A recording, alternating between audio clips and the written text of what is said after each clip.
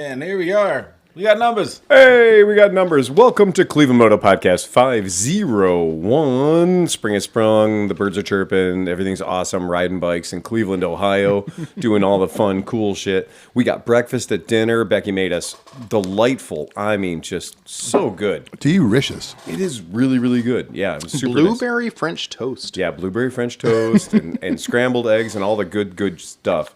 It is such a nice thing because I didn't eat well today at the shop, so I was very much ready to throw down when I got here to the podcast. Small podcast tonight, guys. If you're watching from home or you're playing along live, to my immediate left we have Steve Sleepy. and to his left, Johnny Mac. and behind the bar tonight, Tom Pennington. yay, and your humble narrator, Phil Waters. It's just been a great thing. I know we talked last week about a gentleman that was buying a brand new V100 Mandello S model. He got all the cool Öhlins adjustable suspension, all the neat shit. But he traded us in a 2015 BMW R9T. He didn't tell me that it was coming with all the trimmings. So it's got the case guards on it. It's got the really sleek, kind of small bags. They're not hard bags. They're soft, luggagey bags. He sparked it hard. He did. Oh, and then It also sparkled it up. It's also my favorite thing is he has the bitch pad eliminator.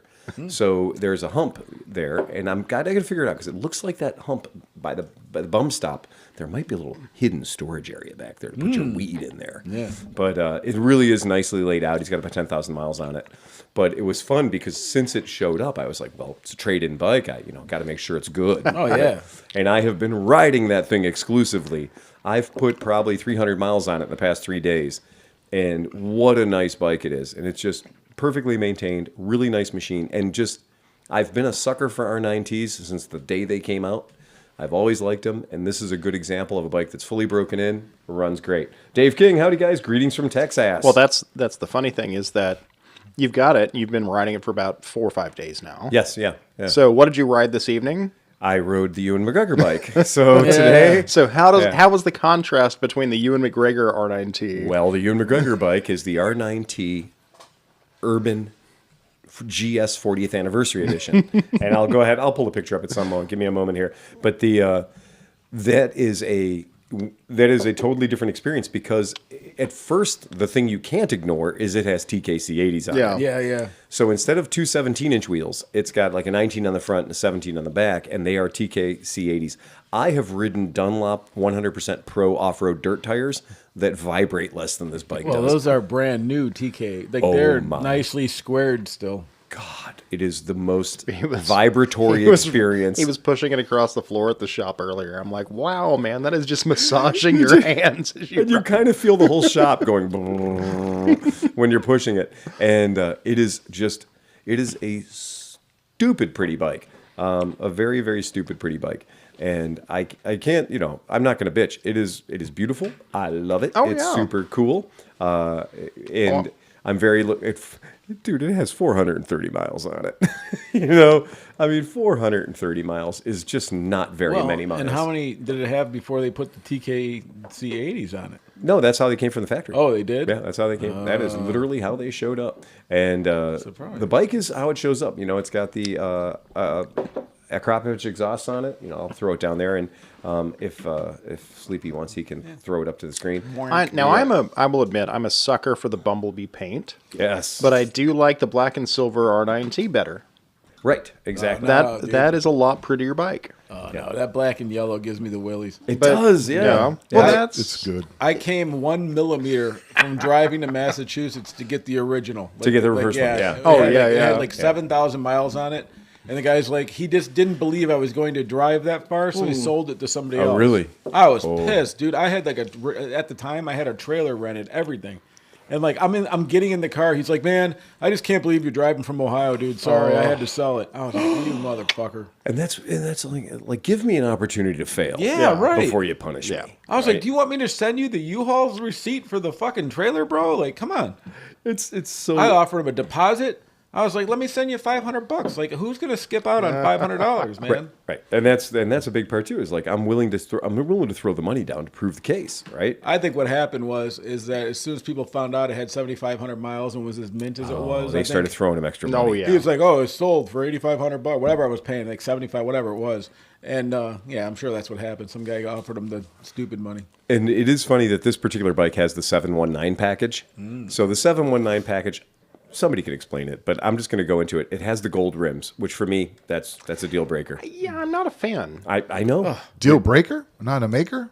No, it's a deal maker. Oh, Yeah, yeah. I would not- Tom is in the wrong here. It doesn't do it for me. I wish they had the silver Acrons. Right. And then that's the way you get it if you don't get the 719. Yeah. Like the gold rims are so important in general in my life. I can't stand gold. There's not another place in my life where I'm like, ooh, I would like the gold version of that. Not at all. But with motorcycle rims, all fucking day long. If I had a Toyota Camry and it had the gold emblems package, Oh, that gold package. I would take it off. Right? Right. I promise you.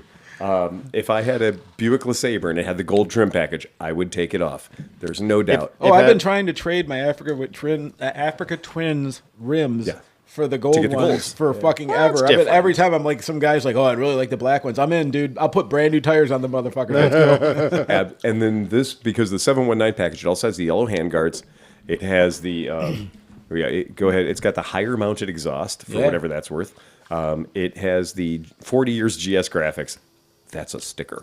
It's a decal. Yeah. Oh, about It has $400 the- decal. It has the black and yellow seat bench, which, that's going to stay dirty looking. That's never going to look properly clean. 1200cc lettering. Okay, I guess that's important to remind people it's a 1200, right? And then the windscreen with the GS logo. That's what makes this bike different. That's what makes the bike special. And when you throw the picture up of it, of the 719 package, so in case they were trying to hide it to you, it's very subtle, the number 1200 on the bike. Yeah. You can barely see it. It's just in giant, Hey, Phil, is that a 200? a 3,000 font. I'm going to go buy some yellow spray paint and go hit my GS in the garage and see if I can get that money for it. Get that money for it. Dude, you know what you got to Absolutely. do is get a little tiny piece of black tape and make it say 4,200. Oh, just to fuck yeah. with people. The It's the big bike. He like you said, he still needs the standee of Obi-Wan Kenobi on the back that flips you off every time you drive we by. do, yeah. And it is kind of fun now that I'm driving the bike around, and yes, you can all fucking hate on me, but I still have Ewan McGregor's license plate on the back of it. I think you should put an extra one and have it be 11,200. 11,200, right? I'm kind of subtly waiting to get pulled over, and have the cop be like, "Oh yeah, that comes back to Ewan McGregor." I have the address too. There's two bikes, two titles, and both titles have different addresses. You're trying to get pulled. You're like out there waiting that's in front of the cops. Like, come on. I was going to say, that was the question. Is it titled to him or is it titled to a holding No, company? it's titled to him. Okay. However, the address is not where he sleeps at night. Right. The address is for his management. P.O. box, whatever. Yeah. Whatever company. And so when Merritt was doing the title, she's like, there's two different addresses on these two different bikes. So I was like, yeah, I know, and I already Google Earthed them, and they're just management companies. They're just actors' management companies. You were like, It really is a shame that nobody gives a rat's ass about the other one. I don't even remember what it is. It's a GSXS. Yeah. So That's it's a not a fun bike. GSXR. It's not a horrible bike. It's just totally just there. it needs a snout. It needs something. It needs something. We'll I bring mean, it. let me put it this way: the Quintana's front end is a lot better. It You is know? it is kind of like, oh, you're a motorcycle, we get it, but Yeah. you need something. What do you need? Like, you're looking at it trying to give it therapy.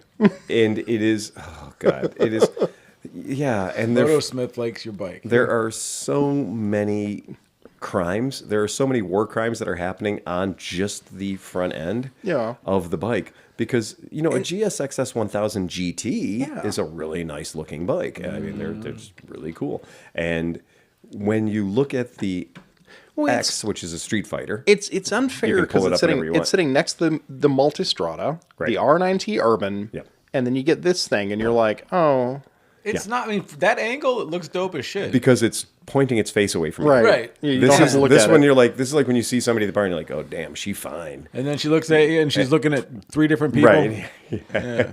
2 teeth. Then I know I'm in. Yeah. It is. You know it's gonna be easy. My situation's looking up dramatically right now. This particular picture, and it's not just this particular. Like it's not even a bee king. It's just there. It's very weird, but yeah, you can throw this picture up. I don't know if it's going to translate well, but It you doesn't can look see happy about owning that You bike. can see like the headlights couldn't figure out where they wanted to be. Yeah. And you're like, okay, headlight, another baby headlight, and then a space, a negative space, and then a giant back of a speedometer. I keep guess. waiting for like little girls to pop out and go Mothra, Mothra, like some fucking alien. It really does. It looks like the steps to some ancient pyramid. Yeah. Right. Yeah. If it had, it's the Aztec edition. I don't Right. know, man. There, Zool. Yes, Zool. it comes with the free Pontiac Aztec. That's what you haul it with. That's what you haul it put with. that bike in a Pontiac Aztec, and you are fucking pimping, man. And if you want to pull the picture up here, Like my eyes literally go from the Multistrada, the R9T. It skips over that and goes straight to the your Tiki bike and Right. and Scoot Baka. I'm like, Scoot oh Baka, right, there's another bike there. when you look at this picture, which is the GT, the headlights also look stupid low. yeah. It's like somebody just went. That looks okay, like it's getting sucked into a black hole. it's about to be spaghettification. So this motorcycle is being sucked in. It certainly does We don't suck. have to so put, fast, it pulls itself through the air. if we put the headlights low enough, we don't need fog lights. That's true. That's true. That's true. You're like, okay, I know where the headlights are supposed to be. Let's put them 10 inches lower and 8 inches more to the front. We're really going to punch a hole in that wind. But it does. And this is the better looking of the two, and it's not great looking. Yeah. That was terrible. There has to be somebody like involved with it. There needs to be an intervention with this bike. So you know what's interesting? So like the whole like YouTube motorcycle scene, right? Right. It's like at this point Suzuki has like completely dominated the squid market. Like everybody considers like all the like a lot of the big YouTuber guys be like, oh blah blah blah, unless you're a GSX Right. rider or something like that. And it's like, but they keep doing this shit. They keep bringing out bikes that look weird and only appeal to a certain like kind of people that they lose value. So like if you want to have a sport bike and you don't have a lot of money, Just you wait. you end up with GSXRs. We are making bikes for the strong third owner market. Hey, Oh, hey, yeah. hey! If I ever find an affordable NM4, I'm buying the damn thing. Well, and that's the thing too. So on that note, since we're talking about that kind of stuff, we had a young gentleman come into the shop a couple of weeks ago, and he was long on love and short on wallet, right?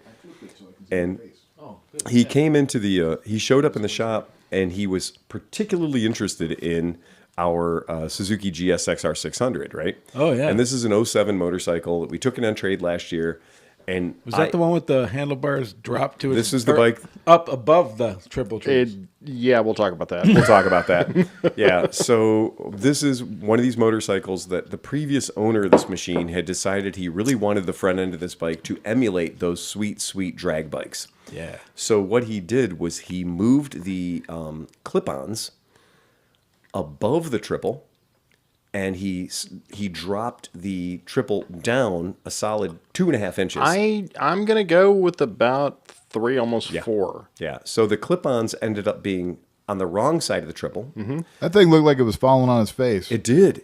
And if you jammed the front brake, if you give the front brake a good honk, you could just hear the sub fender just smooshing itself into the radiator. Yeah. And smooshing itself into the bottom of the fairing. So you're like, yeah, that's plastic on plastic. That's got to go. So I hadn't done anything with it because I do not care about this motorcycle at all. In fact, I sort of took it in on trade under protest. It's got 27,000 miles on it. It's an 07 Jixa. It ain't anything I care about. It's got a rap sheet somewhere. It's got a rap sheet. I think more than one person's gone to jail as a result of this bike. Yeah. The left side of the bike's in good shape. The right side's held together with zip tie. Right? That was sold by a girl whose baby's daddy was in jail. and then bought by Right. another guy who is now in jail. Who's now and in that jail. guy's the brother of him who brought it in to trade in just to get it out of the fucking Get it system. out of the family. Yeah. Yeah. If this title gets booted one more time, like you couldn't read the back of the title, it's all just transferred over. Yeah. They'd filled all 5 transfer slots. Yeah. Yep. Before it had ever gotten retitled ever again. So this young dude came into the shop a couple of days ago, and we've had a number of people come into the shop and look at this bike because of exactly what it is. Oh, Scott Dennis, also howdy from Always Sunny's Wintersville, Ohio, right? Wintersville, Ohio, interesting. So we had a few people come in and but the problem is, and I'll tell you, you cannot finance a vehicle that costs less than $4,000. The bank no bank wants to write you a loan for $27.99. No bank wants to write you a loan for $3,500. They just don't. You got to go to a credit union.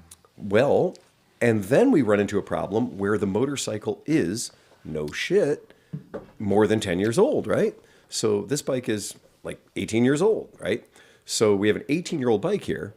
And so nobody's going to finance you on an 18-year-old bike. Nobody's going to finance you on a bike that Kelly Blue Book and NADA have a huge discrepancy over what it's worth because nobody's willing to admit it's worth a nickel. That's because every time they're used, they The look like they- stupid church credit union that I belong to, I ask them, like, what can I buy? I mean, can I buy? No, you can buy anything you want. I'm like, I can buy a 69 Corvette. Yep. It doesn't, anything you want. As long as Tell me how much to write the check for.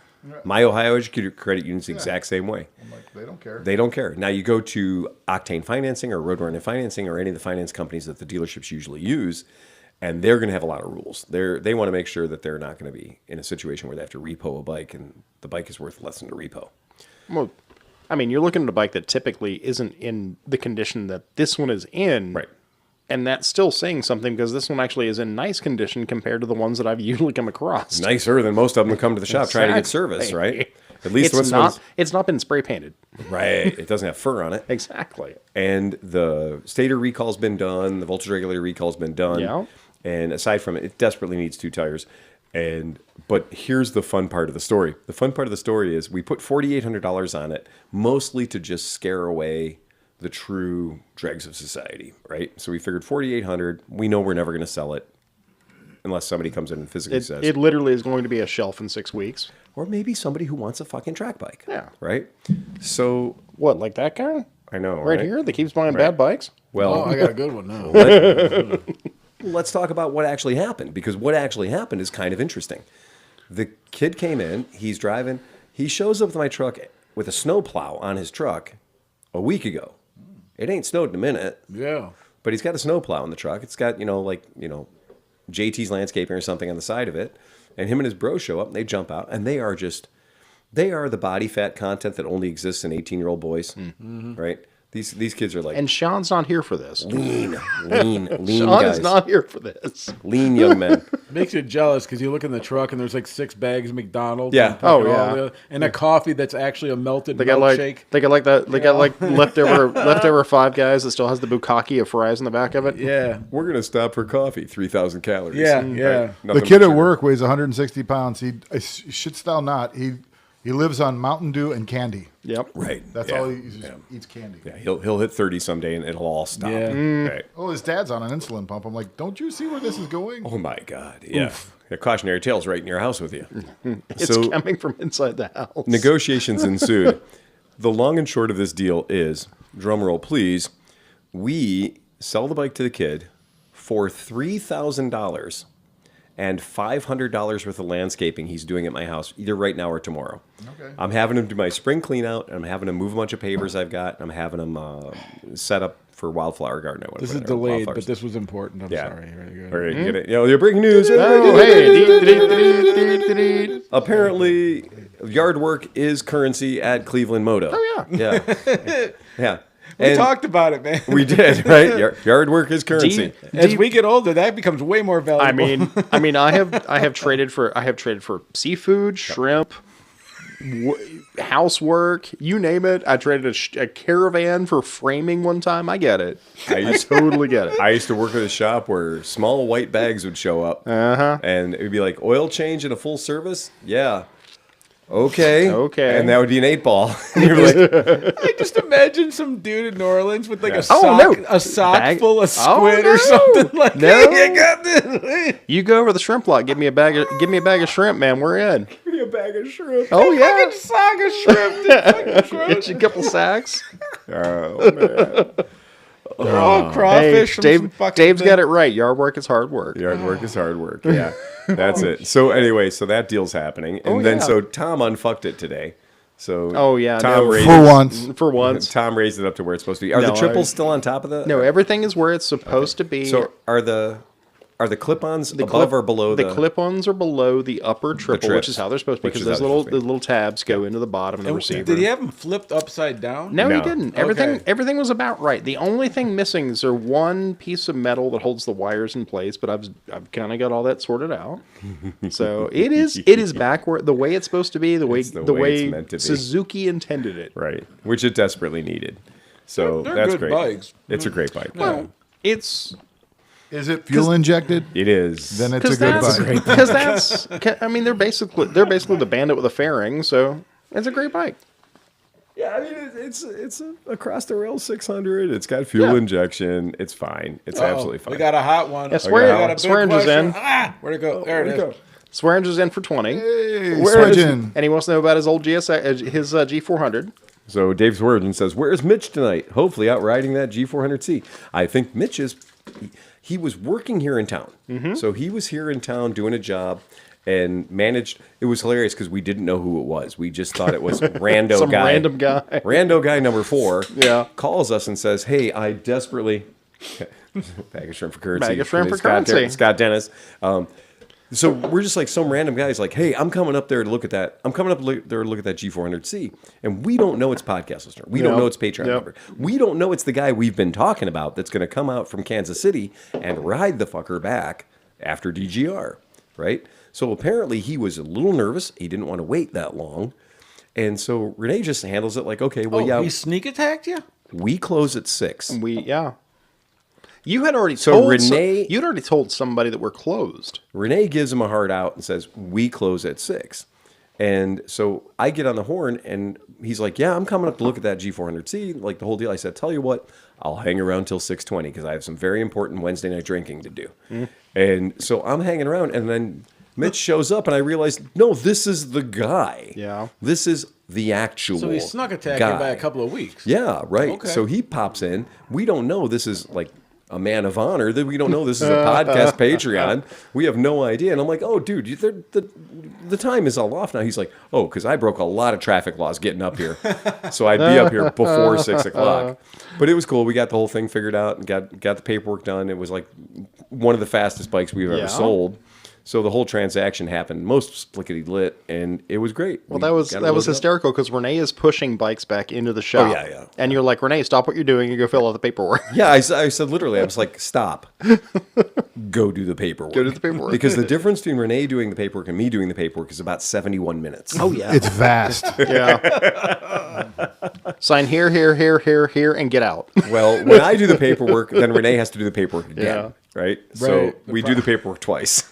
It's just better. So- Trust me, it's just better if I focus on the this is the bike, this is how you ride it, while she's doing the paperwork. Hey, some I'll- people are guitar techs, some people are the players. You got to fucking pick Exactly. your career, man. Absolutely true. And I still admit the G400C is a cool little, like I want to see the customized versions of all of these. This is Yeah, the perfect bike for me, a custom bike. And tomorrow we may be taking yet another one in because the one that you did the starter Yeah. relay on, he's coming in tomorrow because he's like, yeah, well, it didn't blow my skirt up, and he only got like 480 miles on Yeah. it. So he's like, it didn't blow my skirt up. I really didn't Was he ride not it much. expecting what he was getting?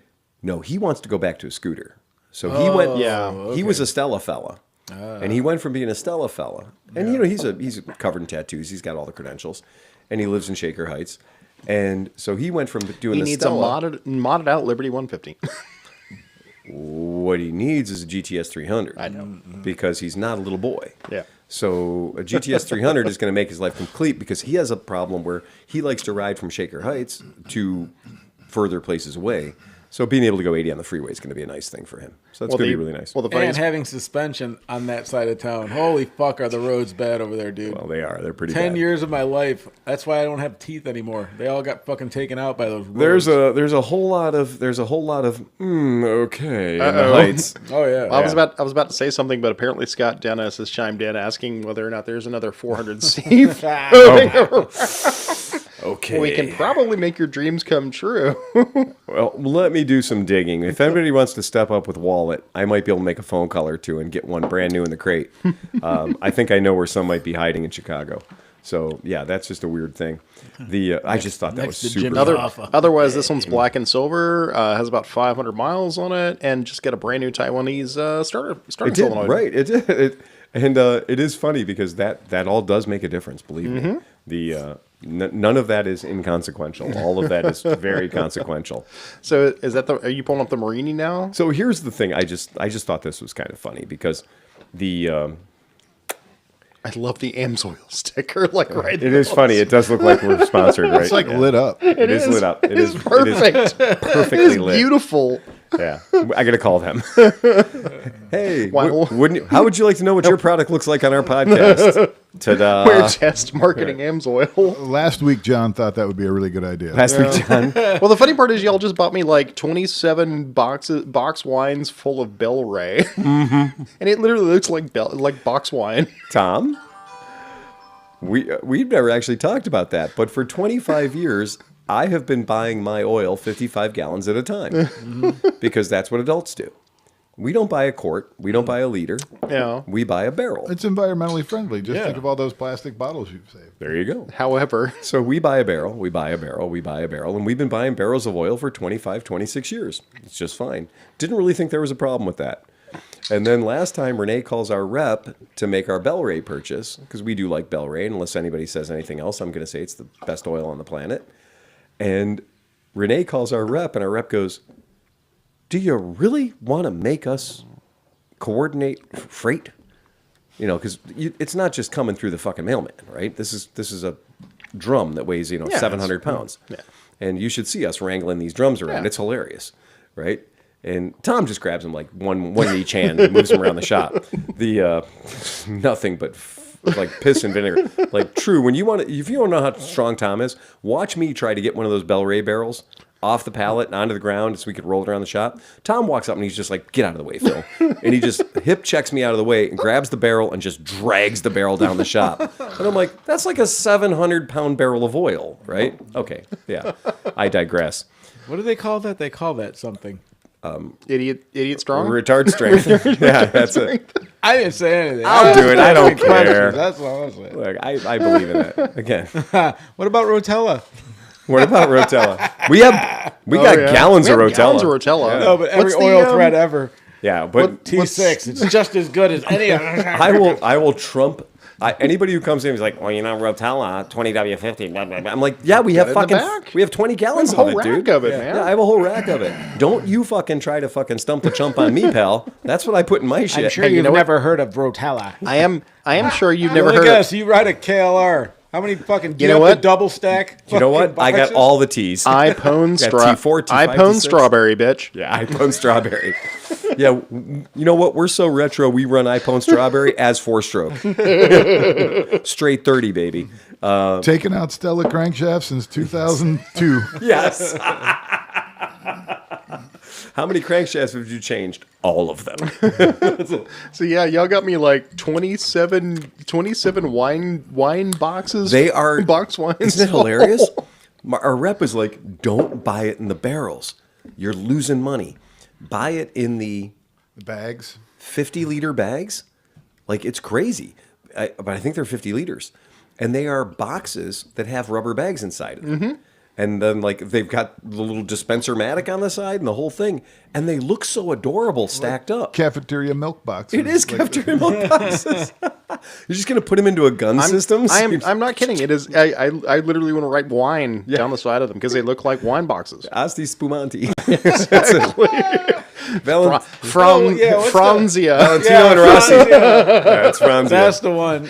Bel-Ray White Zinfandel. they're- When Farewell, I lived in Bel-Ray places Aurora in the Shores, Bell. which was super like weird hillbilly but like higher end hillbillies, you know? Okay. Oh, what, But, like, me? Yeah, but like on trash day, in what, front me? of every single house, every Stacks of fucking house, boxes. stacks of Franzia wine boxes, man. This is the Franzia 10W50. Yep. This is yeah.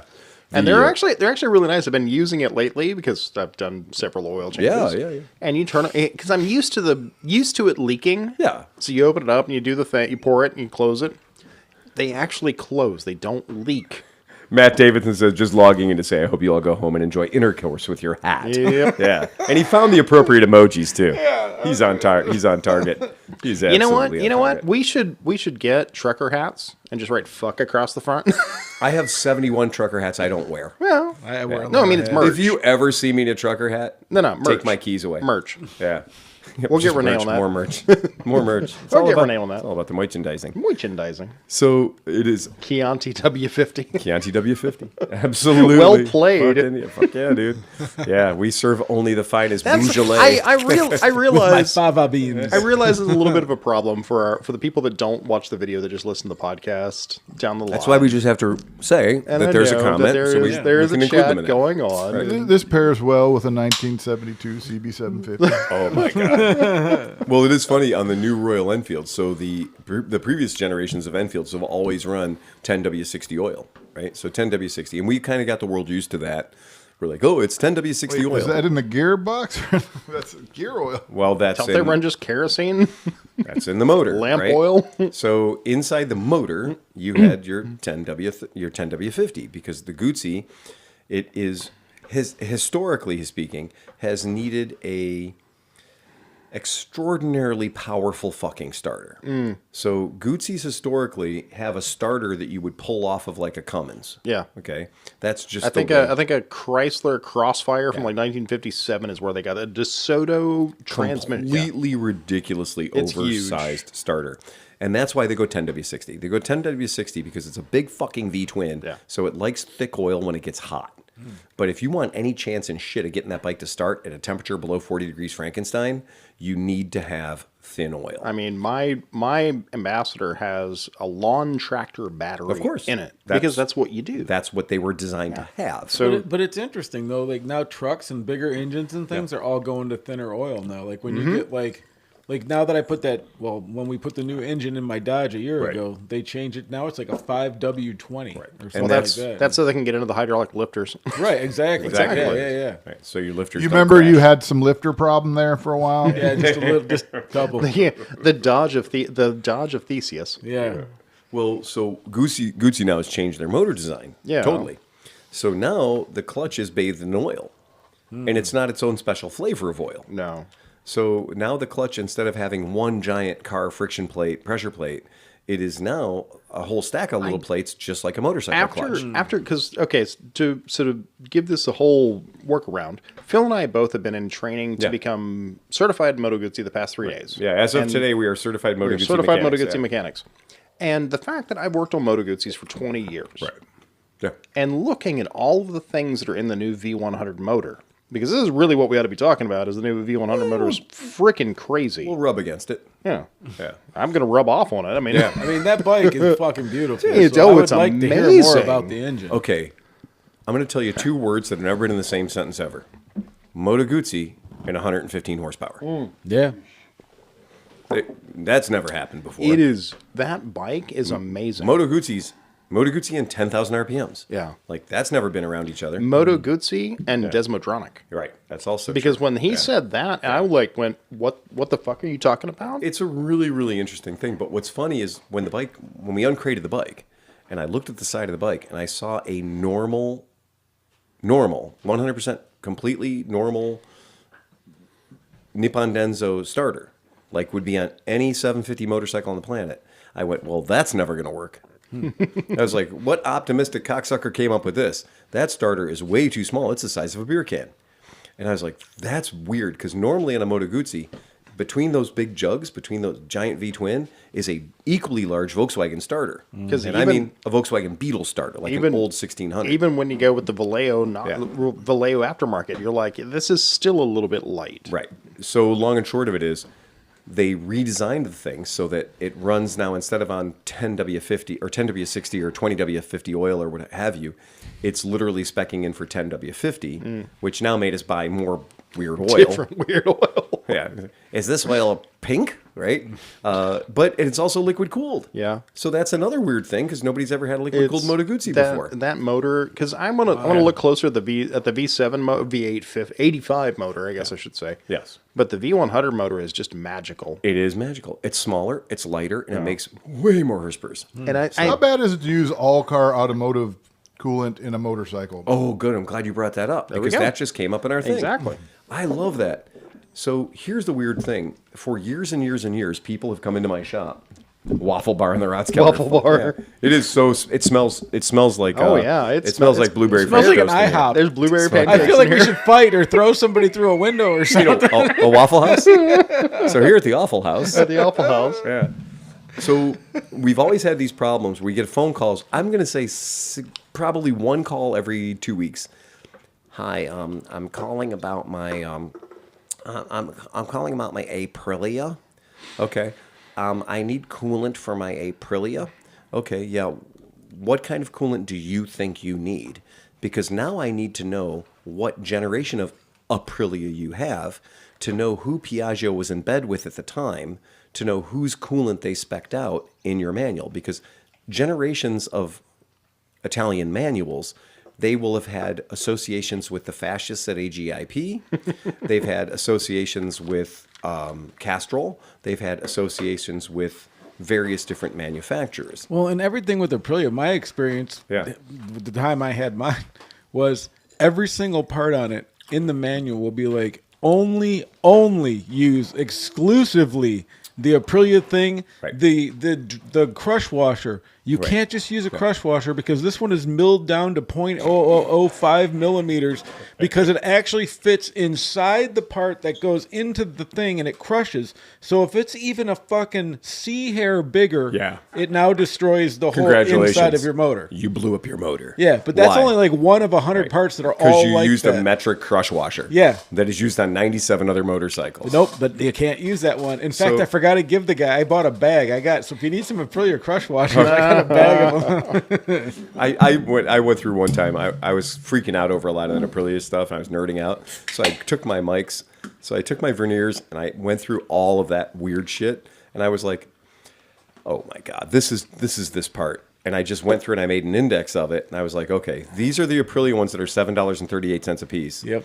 And these are the ones that come 22 a pack for $3. Yeah. Right? Oh, yeah. And they're exactly the same. Oh no, F1 Racing or whatever that company. AF1. AF1. They just when you call him, he's just like, He's just giggling. They're just laughing. and you hear in the background, shing, Yeah. Oh yeah, yeah. shing. I'm Oh, yeah. sorry. Oh, I'm sorry. We can only sell you the actual real Aprilia starter solenoid. Yeah. And you're like, come on, man. Yeah. Yeah. Go into the baggie and grab one of those washers. Right.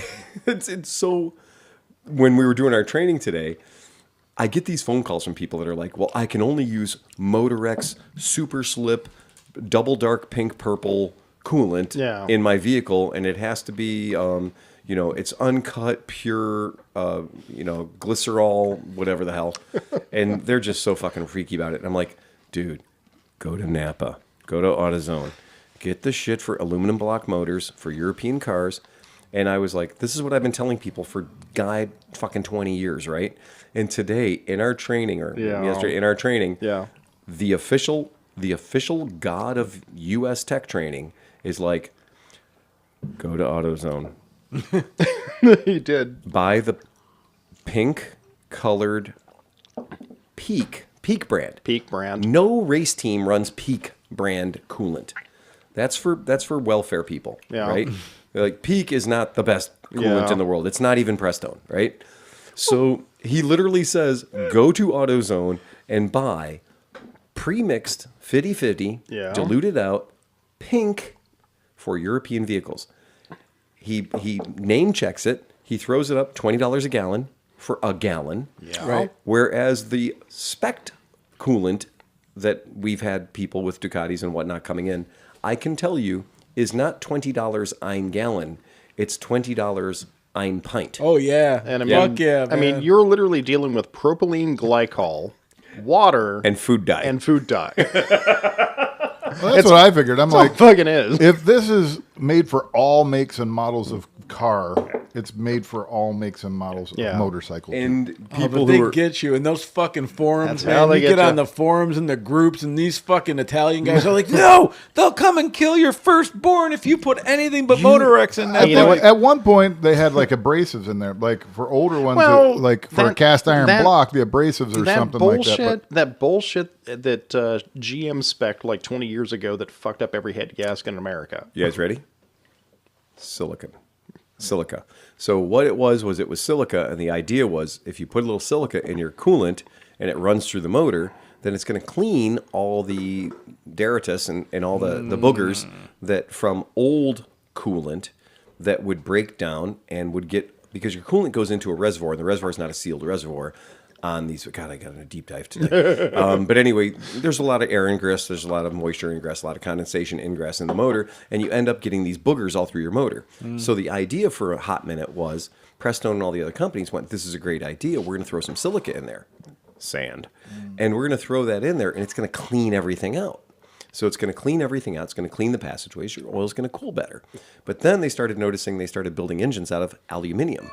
And when they did that, then what we ended up having was all these goofy-ass problems of, well, now we got cavitation, and it's literally putting holes in engine cases. And it's putting bad things are happening all over the place.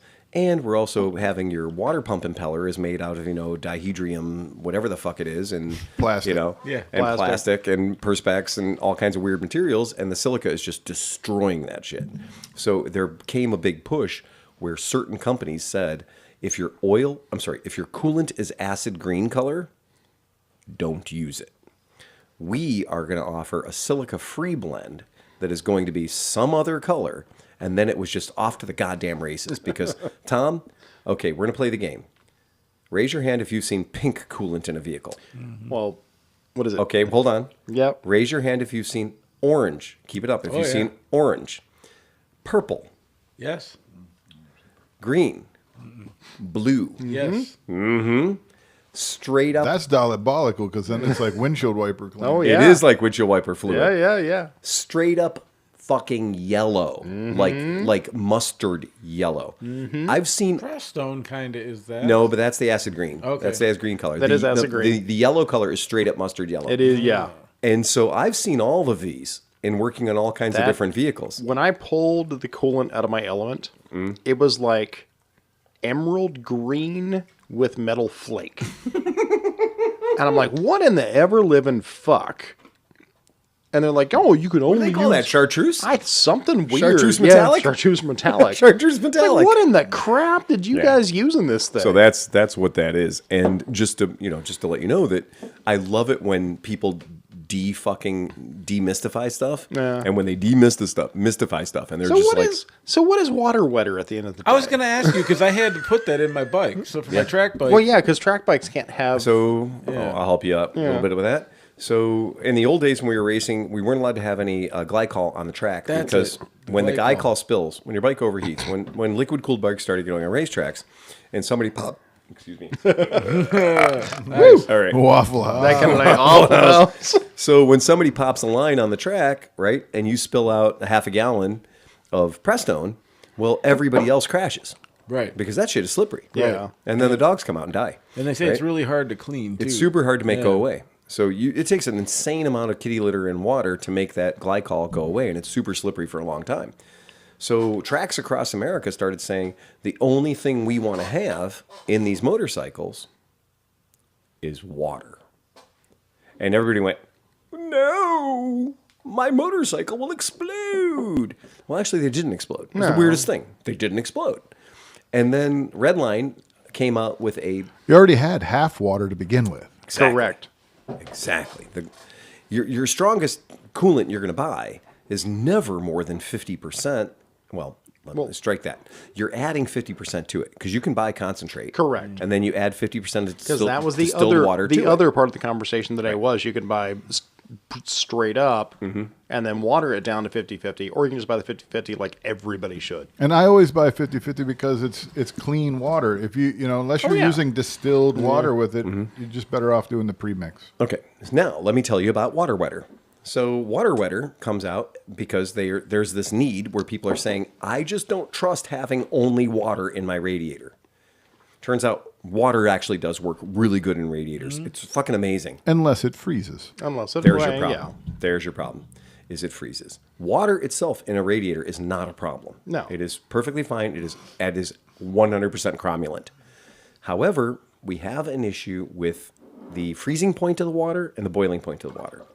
So back in ye old days when I worked as a ramp rat at a FBO airport, our tug, circa Model A tug, ran around, and the old guy that worked there before me that honestly could not read or write beyond his own name, which is hilarious, but he worked there for years, he used to put de-icing agent into the rad on the brass radiator of the 1928 Ford Model A tug. which I think is mostly glycol. Nope. No? It's ethanol.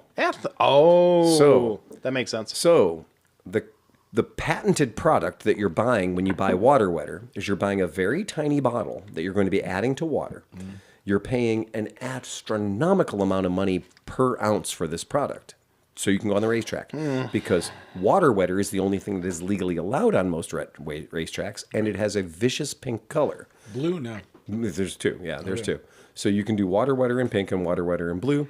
And the principal ingredient for that is ethosylate. So it is a type of alcohol. That's what it is. I was thinking it was going to be isopropyl, but So So it just raised the boiling point or something? and the freezing point. Oh, okay. So it takes the because freezing point down. alcohol changes the freezing point. So alcohol changes the freezing point, and now if you look at the MSDS on the side of a bottle of water wetter, or there's another one that's out there too. Not Startron does one, but one of the other companies does one. Yeah. Redline, sorry. Redline. Redline does one, and that is phenylphenol. So phenylphenol is the chemical that's in there. So those two things will give you a wider operating temperature. In your water will be less likely to boil at 212. So instead of your water boiling at 212, it'll boil at like 240. And then instead of your water freezing at 32, your water will freeze at like 14 or 18. It just opens that water up a little bit. However, if you are not worried about your shit freezing or boiling over, then you can actually run water in it, because when water is... At what temperature does water boil, boys? 212, right? Unless it's under pressure. Okay. Your coolant system is pressurized. So Yeah, by yeah. pressurizing your coolant system, you are bumping your boiling point of that water up to well over 240 degrees Frankenstein. So for most applications of motorcycles on the racetrack, the water alone, if you're putting good distilled water in your radiator, you're actually fine. I kind of am on the category of water wetter, Redline. It's kind of snake oilish, but everyone runs it. So what the fuck? It's like $15. It's not like, It's not that bad. It's not expensive. Yeah, it's not that bad. So You know, that's just an and that's- interesting thing. That's really the thing. And somebody brought up that in the chat brought up the fact that it's a corrosion inhibitor, and that's correct, because a lot of stuff in your engine does not like raw water. Well, and on Correct. top of it will rust. And this might be a dumb thing, but also just the fact that it's a dye that you can run in it, so like you can quickly look at your coolant yeah, tanks and stuff and actually absolutely. see that there's something in there. Well, Because when you look at 'cause- water, it can be hard to fucking tell the Well, 'cause- level because of the Mac- water. I Matt- wonder if Cybertrucks oh God! Oh no! Will rust? are rusting. Actually, Johnny, I was going to bring up a point that you made. You made outside that the water wetter, because it is pink or blue, makes important, because you have the CV1 you're working on that you're trying to figure out whether or not the head gasket's blown, and having a dyed coolant, you could see that versus water. So Guy Stucker is absolutely right. So the whole idea is, does water wetter help break surface tension to help the water make good contact for better heat transfer? No. That is a big thing that I've heard everybody in the hot rod community, the motorcycle community all the time saying, water wetter breaks the surface tension.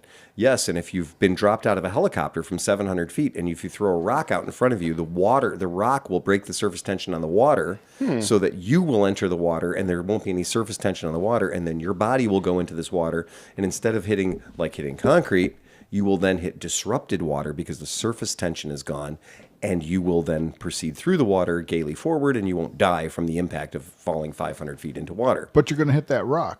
Well, you might hit the rock too. But this is a thing too that's been battered around for a long time. Is the surface tension argument. And so the surface tension argument, I'm gonna say until somebody can prove to me that works. I've kind of looked at a lot of this stuff on water wetter because when we were on certain tracks, and they would say like, water wetter is authorized as a coolant additive on our racetrack. Go ahead. Yes. So distilled water is you don't get the calcium in distilled water, Right. which is the biggest problem because calcium will leave itself behind and corrode and fill up passages. absolutely. So to a point, distilled water. Yeah. Because everything over the years, batteries especially, has been you add distilled water to your thing. Correct. And everybody goes, nah, fuck that. I'm going to use tap water. But then you get the calcium deposits, which end up corroding everything or blocking everything. Yeah. Yeah. You know what? I thought about this a minute ago because Johnny Mac and I are here and you're here and Sleepy's doing what he does. Right. This is a good night for technical It's stuff. a good night for tech tips. Because there's no... What am I doing? I'm doing. What is that? well, you're doing your thing. Well, but Drinking your weed pops. when you weed pops. Weed pops. Now, I love the fact that you've got two cans in front of you, and the largest fucking font on that says "highly potent." I can read it from here. It says "highly potent," 50 milligrams of tetrahydrochloride. Yeah, you know what? That's health tonic. it is health tonic. It All is right, health tonic. fuck yeah, man. It keeps him operational. Yeah, it does keep you operational. So Hey, Scott Dennis says it's a coating on the tubes. Are you talking about the calcium or are you talking about something else? yes, so this is what he's talking about. So in boiler operators, so I was going to just talk about. That's the thing is when you hit boiling water with regular water versus distilled water. So what I was going to talk about is Boilermakers. So guys that work in the application of hydraulic heat to large surface areas to make things warmer and or cooler. And the idea is this statement, Startron, what's the other one that we like that the customers love all the time? They're talking about, it makes my gas last so much longer. Stable. So Startron, stable, and other things. This idea that changing something's molecular structure makes it better for our applications. I'm going to tell you a little something that I've learned from hanging out with scientists. It is very difficult to change something's molecular structure. That the thing is the thing, and short of a nuclear bomb, you're not going to alter its molecular structure too much. You're a going to add phaser. things around it. A good phaser. A good phaser, right? Yeah, just set for disintegrate. Yeah. So what you're going to do is you're going to put things around it. You're not going to actually alter the. You're not going to alter the molecular structure of a particular atom or a particular compound. What you are going to do is you're going to put other things near it. You're going to put other things around it to rub up against them. And so the idea is, if water, dihydrogen oxide, 2H1O, if that, with its little triangle-shaped, beautiful little triangle-shaped scrubby thing that water is, that's why water's so good at cleaning stuff. It's little sharp fuckers. And they get in. Like, water does a great job of cleaning things because it's really great. Well, I also dig fucking Grand Canyons, too. It's pointy. Yeah. It's pointy, Yeah. right? It's pointy good stuff. Now, when you say, like, okay, we're going to add a surfactant to something, then the whole idea is we're going to try to make the water penetrate better. Well, we're still dealing with water. With that, like battery acid, they would say wetting in. where it Wetting actually- in, exactly. Wetting in. Its Makes ability. better contact with the surface. We do have a post-activation water expert here on Yes. staff. Yes, we do. Yes, that's exactly it. And a power station station operator there, right? operator there. Exactly. So the idea would be like, oh, we don't have efficient cooling. This 9,000 gallons of water that's going through this power station or whatever that we're running, or your fucking outboard motor, right? Whatever it is. That water is not, it's not adequately cooling things. I am imagining this, though. I mean, Right. so imagine like your skillet, right? Yes. So you take your skillet and you throw some water in there. Well, it bubbles up. You do get that, or if it's really hot, the way it should be before you cook on it, Right. you throw that one little drop of water and it just rolls around, Dances around. dances around the Dances surface. around. Or when it's boiling, like the water's barely touching the pan. That's right.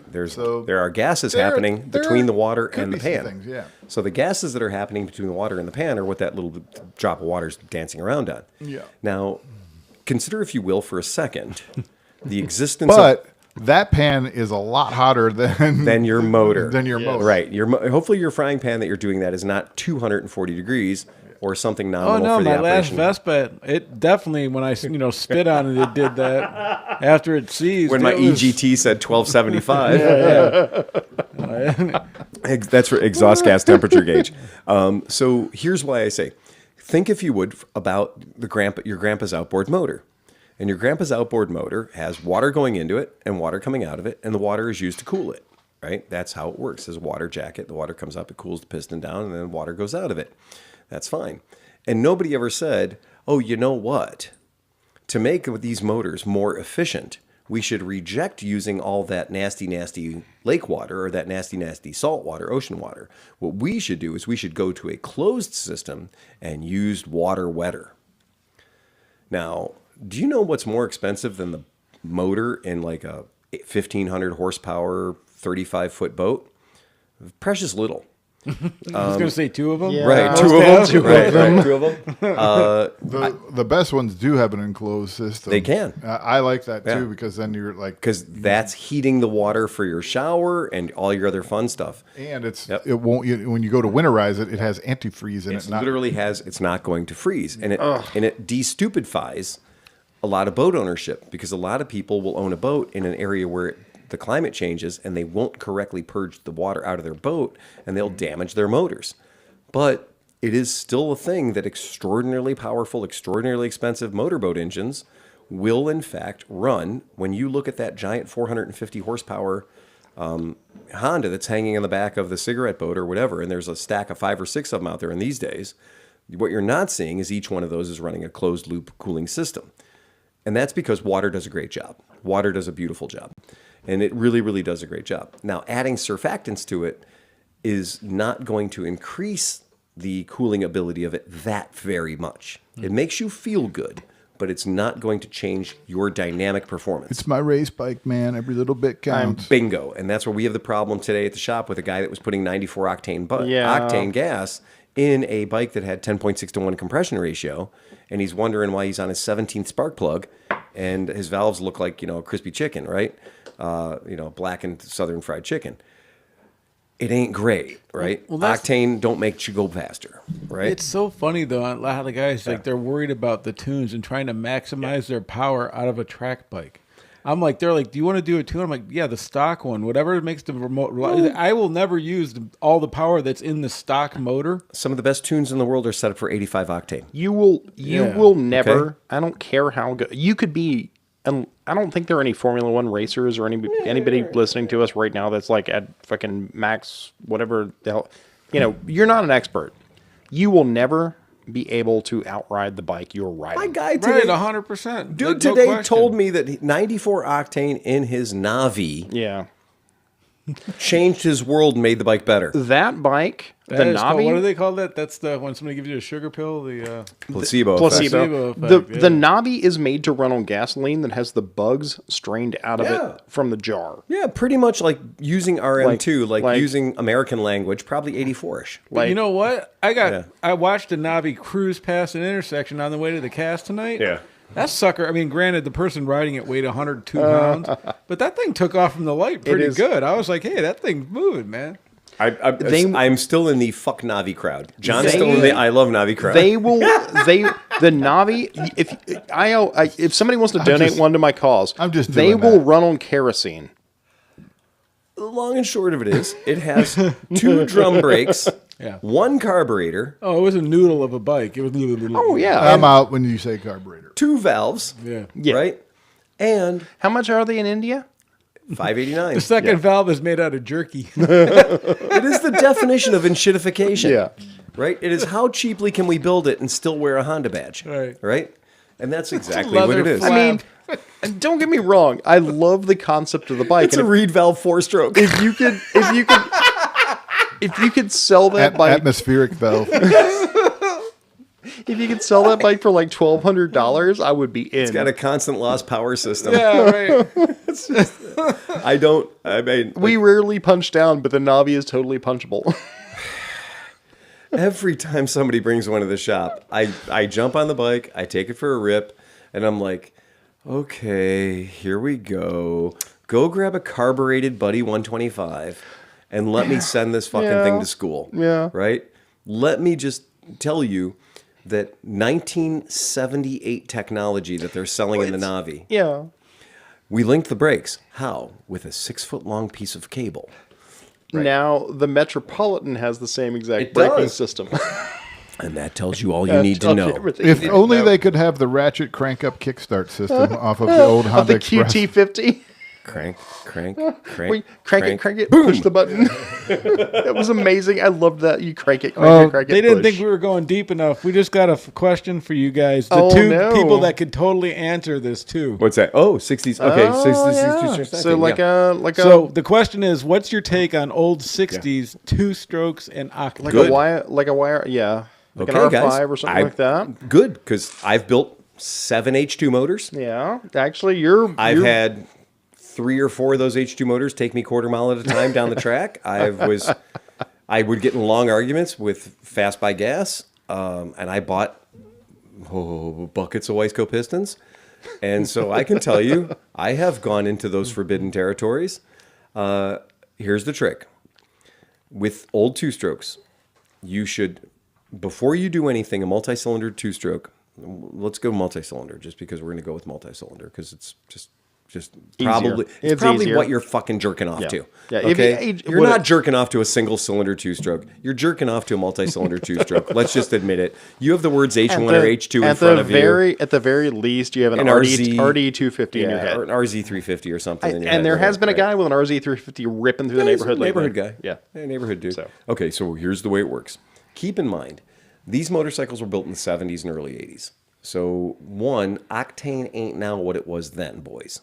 So that's the first thing. Back when these motorcycles were built, gasoline had one ingredient. It was called gasoline. Okay? So when you bought gasoline at the gas pump, it had one ingredient. It had gas, and if it was before 1977, it had lead. So your gas in your H1 or H2 or your RD350 or your YC or whatever you had was actually built to rerun on leaded gas. The lead is lubricant. That's why the lead's there. It's there to make lubricant for the motor and to make your children stupid.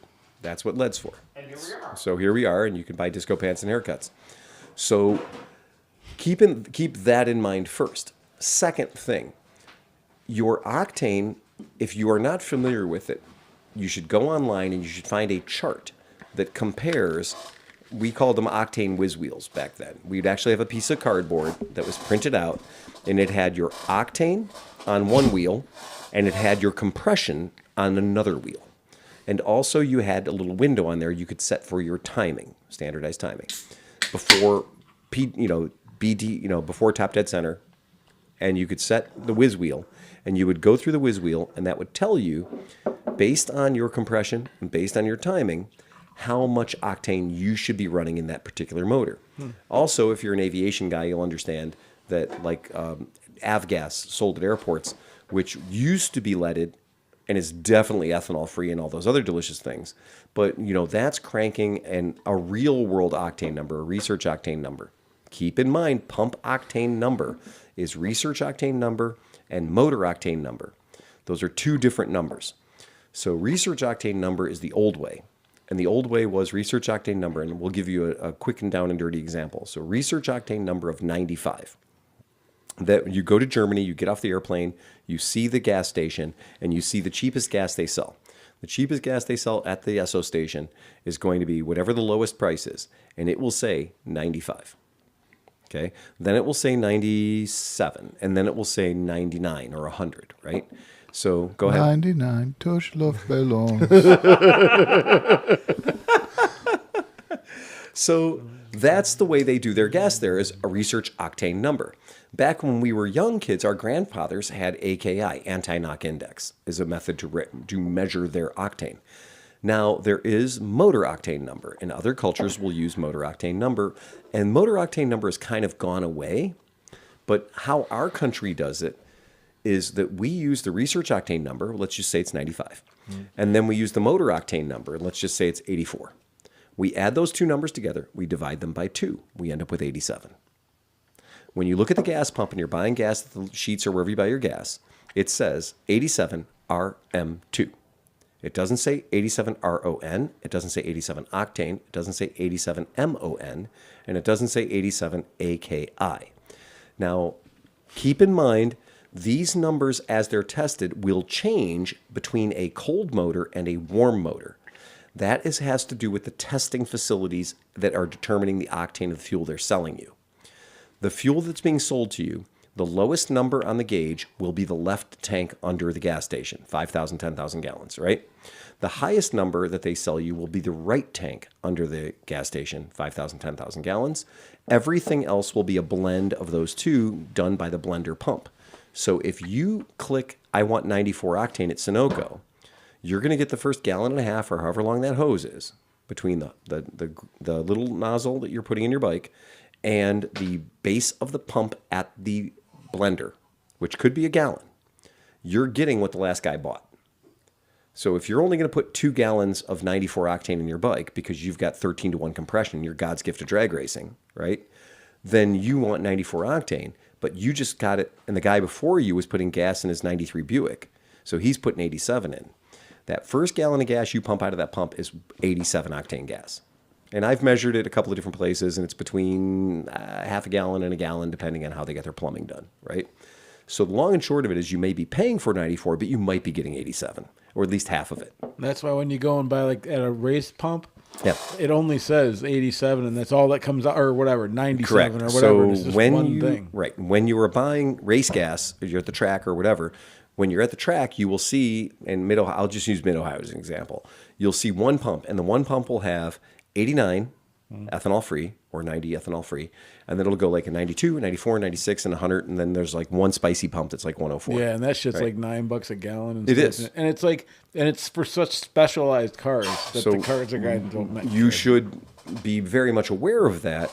If you are purchasing fuel that is not adequate for your octane, for your compression, what will happen is the goal is that you have an adequate amount of compression. Octane is the resistance to combustion. So in layman's terms, if we put... I thought detonation was the That's word. exactly right. Yeah. So the point is that the gasoline will take so much more pressure before it goes bang. I was always told higher octane burns slower and colder. So it's not going to burn as fast, so it's not going to detonate. Correct. And it burns colder, and by slower, it's not like, well, you're talking milliseconds and stuff like that. And then colder because it'll actually fill up the chamber better because it slowly burns and it's a little Anybody more here efficient. see the movie Uncle Buck? Yeah. Do you remember Yeah. Uncle Buck's car? Yeah. Farting Yeah. and burping all over. Okay. Yeah. So back and it smells fantastic. back in the old days, the cars would suffer with leaded gas. They'd suffer with a lot of coke and a lot of deposits ending up on their piston and inside their valves and their heads. So what would happen is all that coke would build up. And believe it or not, if you make something's combustion chamber smaller, I just like the way it smells. the compression will be higher. Okay?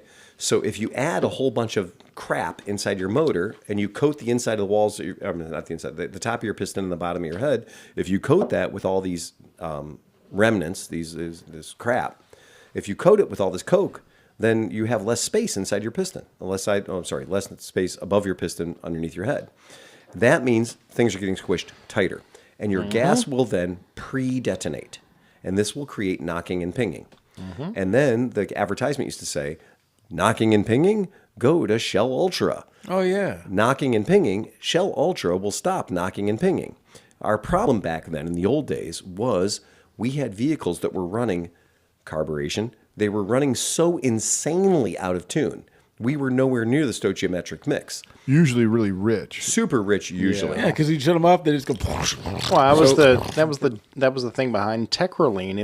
It would wash all of those things away. It literally was. Well, and all those motors running super rich is why they didn't get more than 100,000 miles because you were washing the oil Correct. off the cylinder wall. Correct.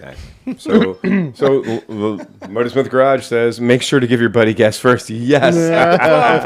Yes, that is exactly right.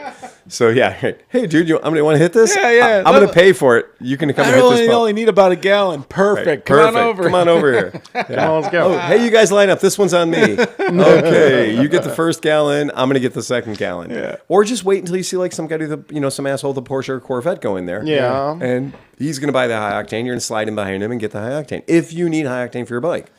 Now, here's the trick.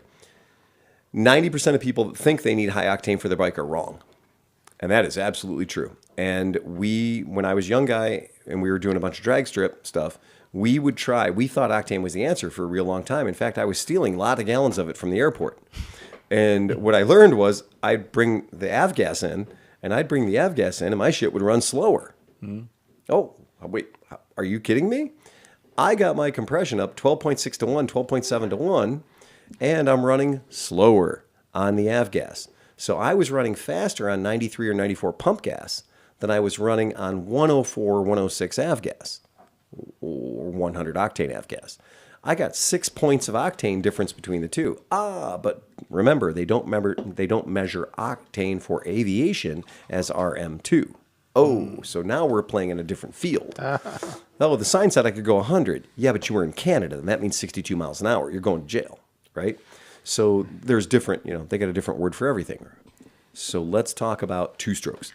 In two-strokes in particular, you have to know what playing field you're on. So step one, know your compression. If you don't know your compression, you cannot buy your gas. If you don't know your compression, you are fucking throwing darts at an invisible dartboard. You may or may not hit it. You have no idea. So step one, get a good compression tester. Do it wide open throttle with at least 5 kicks. Now, that's if you have a kickstart. If you don't have a Kickstarter, freshly charged battery, go after that start button with a great degree of intensity, right? Because And remember, kids, throttle open. throttle wide fucking open. If your throttle's not wide fucking open, you are not getting an accurate reading of your getting pressure. enough, You're not getting the air. You're that you limiting, Correct. you're limiting the Right. input. So big deal, right? That's an important thing. Another weird thing. If you have a multi-cylinder bike, guess how many spark plugs you have in the holes? 3. If you take one spark plug out to do a compression check, what are the other 2 spark plugs doing? Slowing your shit down, right? You're building compression in 2 other cylinders you're not testing. So take the spark plugs out of those fucking other cylinders. You want to test each cylinder at a separate time, at a separate event. So you're going to test all 3 of your cylinders. You're going to write down the numbers. You're going to get a pressure. It's going to say 155 or 160 You're PSI. going to take the coil out of the process because otherwise you're going to get a spark and explosion. You're going to get resistance from the spark plug, which is going to slow down the piston you're testing. Yep. So when I would go to the track and I would see guys testing compression on a multi-cylinder bike, and they've got the 2 other spark plugs in the holes. Well, you just slowed down your entire crank. Yep. You're not going to get good speed on the cylinder you're testing. So if you think you've got a shitty cylinder, in the Kawasaki triples, the center cylinder runs really hot. It doesn't get a whole lot of air. So we jet it differently. We jet that center cylinder differently to accommodate and to kind of make up for the shitty heat that it's dealing with all the time. And whether the bike was going to be a drag bike, the bike was going to be a street bike, we'd kind of jet it differently based on how long we wanted that bike to run at its optimal thing. A 2-stroke motorcycle is going to be stupid fast right before it blows up. I mean, literally, if you're ever riding a 2-stroke and you're it's never gone faster than it has right now. Or smoother. Cover the clutch, right? Yeah. That was the thing is the fastest bikes always run best right before they blow up.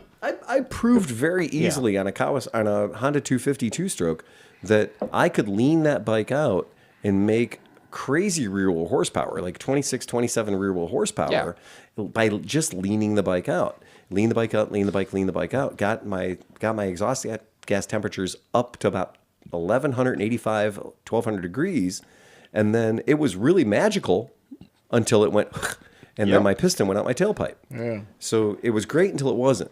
So heat makes power, that kind of thing. So anyway, for people that are talking vintage 2-strokes, if you care, if you've listened this long, know what your compression is, and remember that all you have to do to determine your compression ratio is divide your PSI. So you're going to use your compression gauge, and then you're going to divide your PSI number by your ambient air pressure.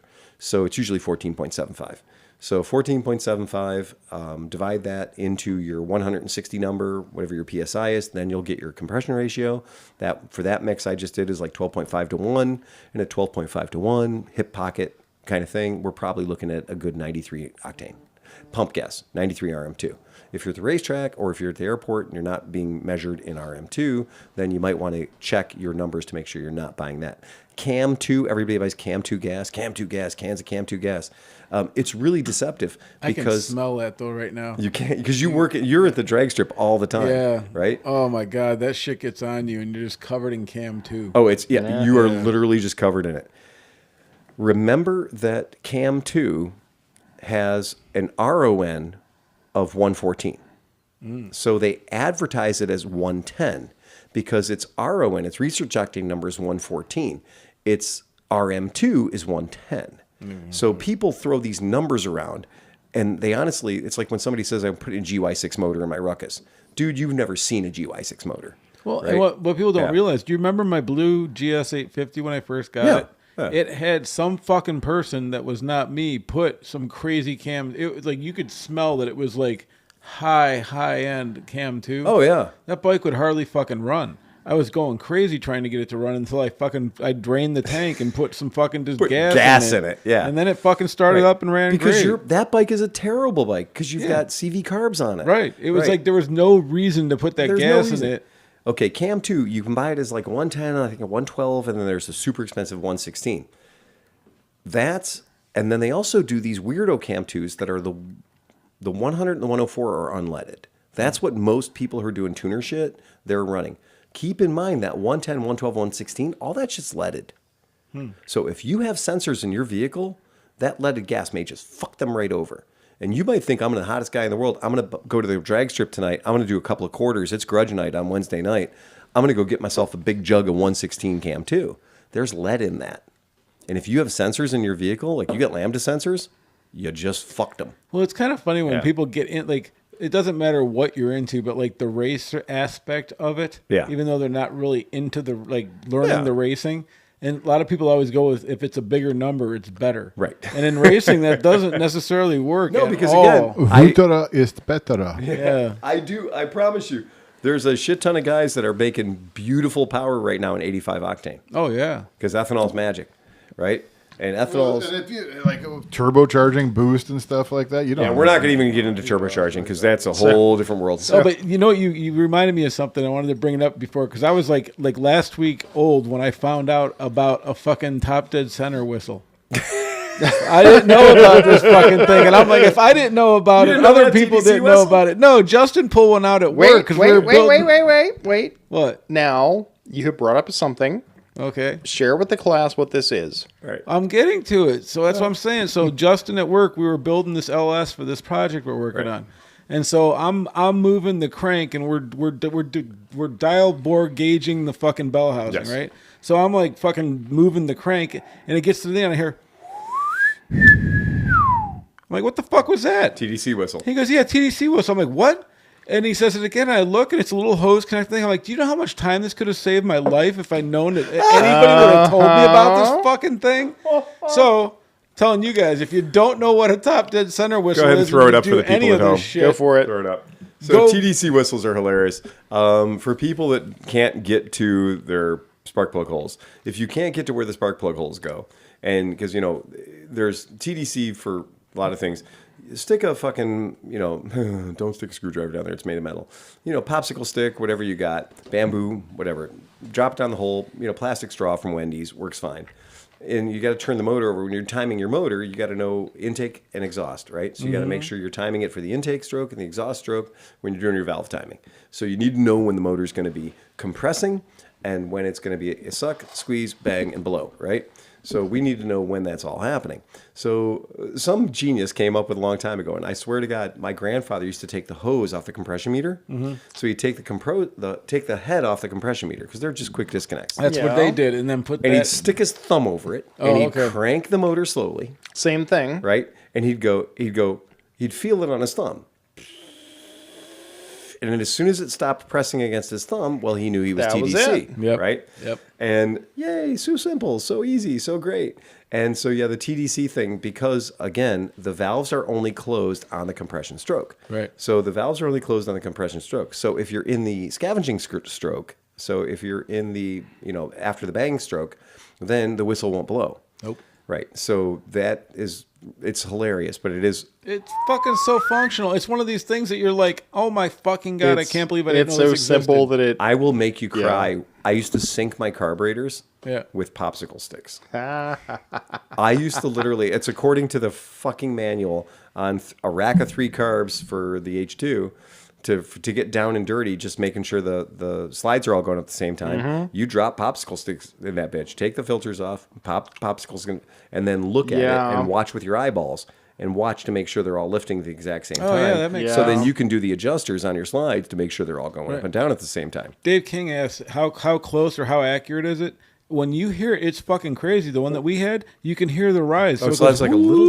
Well, and then when it gets keep there, in mind, just for a split second, it goes, "Woo," and then as soon as like it's going down, then it goes, "Woo," and then it's Because gone. the valve opens. keep in Yeah, mind. but you get keep you in actually mind, get the peak of the sound, so you Yeah. know right where it is. because when it's going up, it's blowing out of the spark plug hole, but when it's going back down, it's sucking through the whistle back into the hole. So Right. the lobe on the cam. So when you're doing big V8 motors and everything else, we're talking about that cam timing that's freaking brilliant. and the dwell on the cam. So we're talking about the dwell on the cam, and what that is you're going to build that compression up, and that's why you see they sell them in sets. You can buy a whack of them.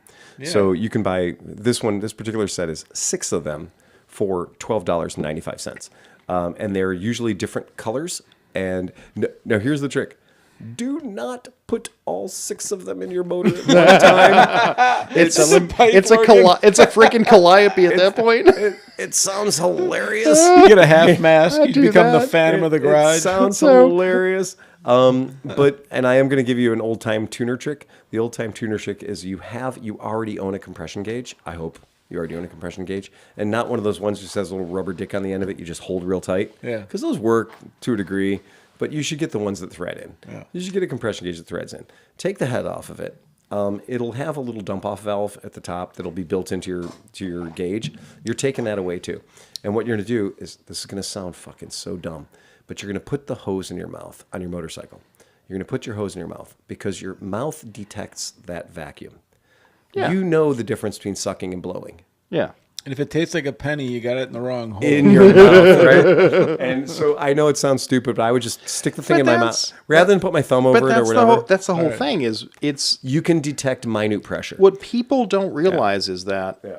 a cylinder and piston literally is an air compressor. It's an air compressor. Yeah, all that's it all is. So it is. it's either going to blow out or pull in. Right. That's and the when you funniest- go from push out to pull in, that's the difference. I'd hold the thing on my lip and I'd kick it over him because I didn't have any spark plugs. And sometimes because of the stator, sometimes because of the flywheel and the stator, there's magnetism that pulls it to the next phase. Yeah, right. So you're like, okay, great. I'm holding the thing against my lip, and then it grabs a magnet and it pulls it through and it like sucks my lip in. I get a little tiny lip hickey, right? Because it was just like I could detect it better when it was going from sucking to stopping sucking. It just was better. It just put the damn thing in my mouth and went for it. John's more familiar with just the sucking aspect. Yeah, well, not again, sucking. And Cinch is more familiar with the swallowing aspect. So since Smith isn't here, I feel like I need to step in here. You Okay. ready? Are you gonna tell us the joke? My penis used to be in the Guinness Book of World's Records, but when the librarian asked me to take it out, and then she told me to leave the building. Yeah, that's absolutely true. My penis isn't really that long, but let's just say I've got a girth certificate. Hey, what's the difference between a bad joke and a good joke? Timing. Time. Yes, exactly. What's the difference between a good joke and a bad timing? Timing. Okay, we wanted to talk today about the Royal Enfield Bear 650. Bear. Hey, wait, what's Bear. that game we used to play at band camp? Do you want me to tell him? You should tell them. Okay, here's what you do. Get a little tiny firecracker. Little ladyfinger firecracker. You know, they're cheap. You get a bunch of them. You can't buy one. They come in like Oh, yeah. thousands, right? Gotta buy a They come in rack. thousands. So you get a little ladyfinger firecracker, and then you take your beer can, and you take the beer can, you cut it in half, right? So you cut the beer can in half. And you cut the beer can in half, and you flip it upside down. And if you look at the bottom of your beer can, it's a concave surface, right? It's concave surface. and you just slightly, very lightly put the bottom of the beer can, sleeve it down over top of the beer can, and you will notice you have a much shorter beer can now, right? But you have a hole in the bottom. Well, that hole is where the firecracker goes. So you put the firecracker in the hole and leave the little wick sticking out at the bottom. And then you put it down on the ground and you look at that empty space, that concave area that used to be the bottom of your beer can. And you're like, what would go great there? A handful of gummy bears. So you take a handful of gummy bears and you stick a handful of gummy bears into that beautiful concave divot on the bottom of the beer can. And then you light the firecracker. And when you light the firecracker, those little bears lose their mind. They go 75, 80 feet up in the air. And when they jump up in the air, they go further than you think they'll go. There's a beautiful shotgun effect of gummy bears. And it's so celebratory that you just feel like you have to catch one in your mouth. But they don't go. I was when I first saw that, I'm like, oh, this shit's going like fucking 100 yards away. No, they only it disperses like in a 50-foot. So if you have 12 of your friends, yeah, standing in a tight circle, and you yell the word bear, and you light the fuse, and once the fuse is lit, you stand back and yell bear. And then it goes bang, and it pops the bottom of the beer can up, and these like a dozen gummy bears go into the air. It rains gummy bears. It rains gummy bears, but the idea is you have to catch one in your mouth. Right. The problem is you're looking at the bears. But I would alert people around that you're playing this game because at some situations, if that's you yell why bear, you you yell might bear. get more attention than you want. Also, Hey, you know what? Sean's not here, and So we've yelled I'm bear. just saying, you know, some people. so the correct technique for bear is that when the bears launch, you eyeball a bear, you figure the bear you're going to go for, and then you put your hand in front of your face and you try to catch it in your mouth. But invariably, Invariably. people forget to put their Unbearably. hand out. And when they forget to put their hand out, they run into each other with their mouth agape. Oh, with teeth, just With their shattering? teeth out. Yeah. I have a cut. I literally have a scar on the back of my head where I bled for like a day because Mark Vermillion's teeth went in the back of my head playing bear. And it's the dumbest thing. It is. And you're just totally drunk and having a great time. But you're like, bear. And people get super excited about it. And then I'm like, I got this bear lined up. And I'm like, I got it. And in the middle of me gotten it, I just feel somebody's teeth go into my skull. It was pretty bad. Again, dumb games Now we do in- when we're drunk. Yeah. Now on a T-shirt cannon that shoots bears. Right, Bear. Okay, so today we want to talk about the Royal Enfield Bear 650. The Bear 650. Does anybody know how the Royal Enfield Bear got its name? Bear. They shot a bunch of gummy bears into space, and No, I remember hearing something. God damn it, I forgot. I read this. I read it. Ah, damn brain.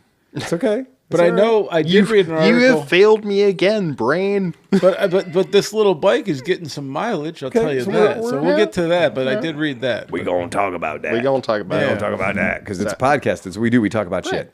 So the whole idea, way back in the year of our Lord 1960, give or take, they did a Big Bear Run, and the Big Bear Run was a California motorcycle rally. And the California motorcycle rally, this was a thing for the motorcycles of the day. And the basic concept was bring what you got, run what you brung, go out, and we're going to set up a rally, and all these motorcycles are going to go out and chase each other around in the woods, right? It's going to be super fun and great and awesome. And Eddie Mulder in 1960, Eddie Mulder won the Big Bear Run, and that's it. And so, in case you don't know, nostalgia gets mileage. Oh yeah. Steve McQueen, whatever you Yeah. got, nostalgia. Yeah, Nostalgia. people will nostalgia. apparently pay a lot of money for a Steve McQueen Triumph. If your motorcycle ever won anything, most likely to implode, you can cash that in. I laugh at this, and we were previously talking about the Moto Morini 6.5 outside and how much it would cost if we bought them, and I was like, yeah, I really missed that boat. So you're right, nostalgia is a thing. So I'm going to read you the copy. Okay. Try not to puke. Okay? Oh, God. This is the official Royal Enfield copy that is the basis of the Bear. Okay? Okay. When you got out on the track, the green flag dropped and the bullshit stopped. Eddie Mulder, a.k.a. Fast Eddie, 1960 Big Bear Run champion. Isolation from reality, flagrant audacity, complete disregard for the outcome, and listening to the gut. This best describes the mindset of motorcycle racers and is certainly the perfect description for the 16-year-old rookie from the Checkers Motorcycle Club, Eddie Mulder, a.k.a. Fast Eddie, who in 1960 became, and till this date remains, the youngest champion to tame the brutal Californian desert race, the Big Bear Run. In 1960, the unforgiving Mojave Desert served as the backdrop for the Big Bear Run, the biggest, baddest race the Californian desert ever witnessed, with no rules, roads, or tech, and only cacti and coyotes for spectators, alongside 765 other riders. Eddie Mulder shocked the racing world as he surged first across the line in 4 hours and 21 minutes, igniting a legacy that reverberates through the ages astride his 500cc Royal Enfield Fury and fueled by instinct, unwavering determination, and guts. Eddie was one among only 197 who made it to the end of the finish line. When asked about what he thought was the turning point for him in the race, Eddie Mulder says, "I was in 13th place when I lost control and took a tumble down a ravine. I hauled up the bike, inspected the damage. The handlebars were bent right back. The header pipe had wrenched out of the cylinder head, and one shock absorber was busted. I heaved the bars into shape and kicked the header pipe back into place. Couldn't do anything about the broken shock absorber, so I rode the rest of the race on just one. 64 years later, that fearless spirit has sparked the inspiration for a motorcycle that embodies that indomitable grit and determination in its soul. The new Royal Enfield Bear 650, a stylish and versatile scrambler designed for riders who trust their instinct and stand out from the rest. The Bear 650 is more than just a motorcycle. It's a journey, a statement, and a reminder to follow your gut. With its versatile capabilities, robust engineering, and distinct scrambler aesthetic, the Bear 650 is poised to redefine the riding experience for scramblerers across the globe, inviting them to forge their own path, one ride at a time. This is. Not I have never wanted a bike so much in my life. Oh my God, it sounds amazing. This is amazing. Who is this guy? Is he 109 now? Like, I don't know this guy. This is not the same as the Big Bear Run in San Francisco, by the way. Now, I'm kidding. I'm going to read you the slightly more honest statement, also by Royal Enfield. We slap knobbies on it. In gut we trust, and the gut roars. Oh, God. They said that? Oh, bother. Ooh. Then it says, the Bear 650 is fueled by gut feel and powered by Royal Enfields. By the way, I've read a lot of things in my life, and I've never read the word gut so many times in a particular piece, and it is both in regular, correct lowercase application, and then also in all caps, and then also in unnecessary capitalization, like Donald Trump style. It's several points during this piece. Now, Royal Enfield's globally renowned 650 twin platform, questionable. Known for its smooth performance and character, the engine delivers a robust 47 horsepower and a maximum torque of 56 Newton meters, which increases the mid-range punch on the Bear 650s compared to other twin models. Okay. Here's the thing I have to tell folks. If your 650cc motorcycle is producing less than 50 horsepower, is advertising 47 horsepower at the crank, I don't know what that's going to be at the rear wheel. But I have ridden the the Royal Enfield 650. I can tell you that the Moto Morini 650 is 61 horsepower. I can promise you only that maybe you won't be winning a whole lot of races on the Bear. Maybe save yourself a little embarrassment by not entering too many races on the Bear. I appreciate that in 1960, a 17-year-old did win a particular race whilst riding a 500cc, which, by the way, in 1960 would have at best been a 500cc with a pre-unit motor and transmission not joined to each other by anything other than a piece of chain. Maybe they're taking one event, one spectacular incident, one thing, and marketing an entire motorcycle on it. John's bike makes 66 to 70 horsepower with 650 cc's. Yes. And reliably, too. Yes. He can't defend himself. He's not. Sleeping, so, and it's a 6849 bike, so it's $6,900 plus. So $6,900 for that particular motorcycle. It's great. Look, I'm not trying to yuck your yum. That's cool. If you're totally into it and you're rocking the world and you want to have, that, you're going to have a great time. It's going to be a good time. You're going to dig it. It is, though. If you're into bears, this is your bear. He says, sounds like they put more money into review than the bike. Yeah, They perhaps. spent more money into marketing than design. Well, what they did do was they took their Interceptor 650 and they put some moderately knobby tires on it. You can throw the picture up so the people at home can see it. It's definitely not what I would call a purpose-built desert sled. No. No, this is Ducati Desert X. This is not, right? That's a fire road, cruising down the fire road. Well, this is as scrambler as the 1200cc BMW I rode it on today, right? This is as a scrambler as the G400C that you guys That we made built, into a scrambler that we made into a 5 scrambler years ago right, or whatever. Right. That actually did have one thing this doesn't, and that is it had ground clearance because our exhaust wasn't down low. Right. Our exhaust was You're up right. high. So just for some comparison analysis, because what the fuck we can do that here, I took a look at another 650, which has over 60 horsepower. And that would be the Moto Morini SCR Trek. Yeah, we sell them. So $1,500 off in Moto Morini money, which is being offered currently for the SCR Trek, means that you can, in fact, put this here motorcycle in your driveway for $5,999.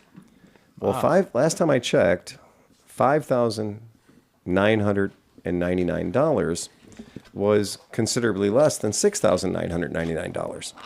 Yeah. And in fact, it's $1,000 less. But would you like to know that for that SCR Trek package, you also get all of the items seen here? So for $1,000 less than the Bear, you get saddlebags ×2, top case ×1, rear luggage rack, or crash bars, engine guards, whatever you want to call those, number plate above the front headlight.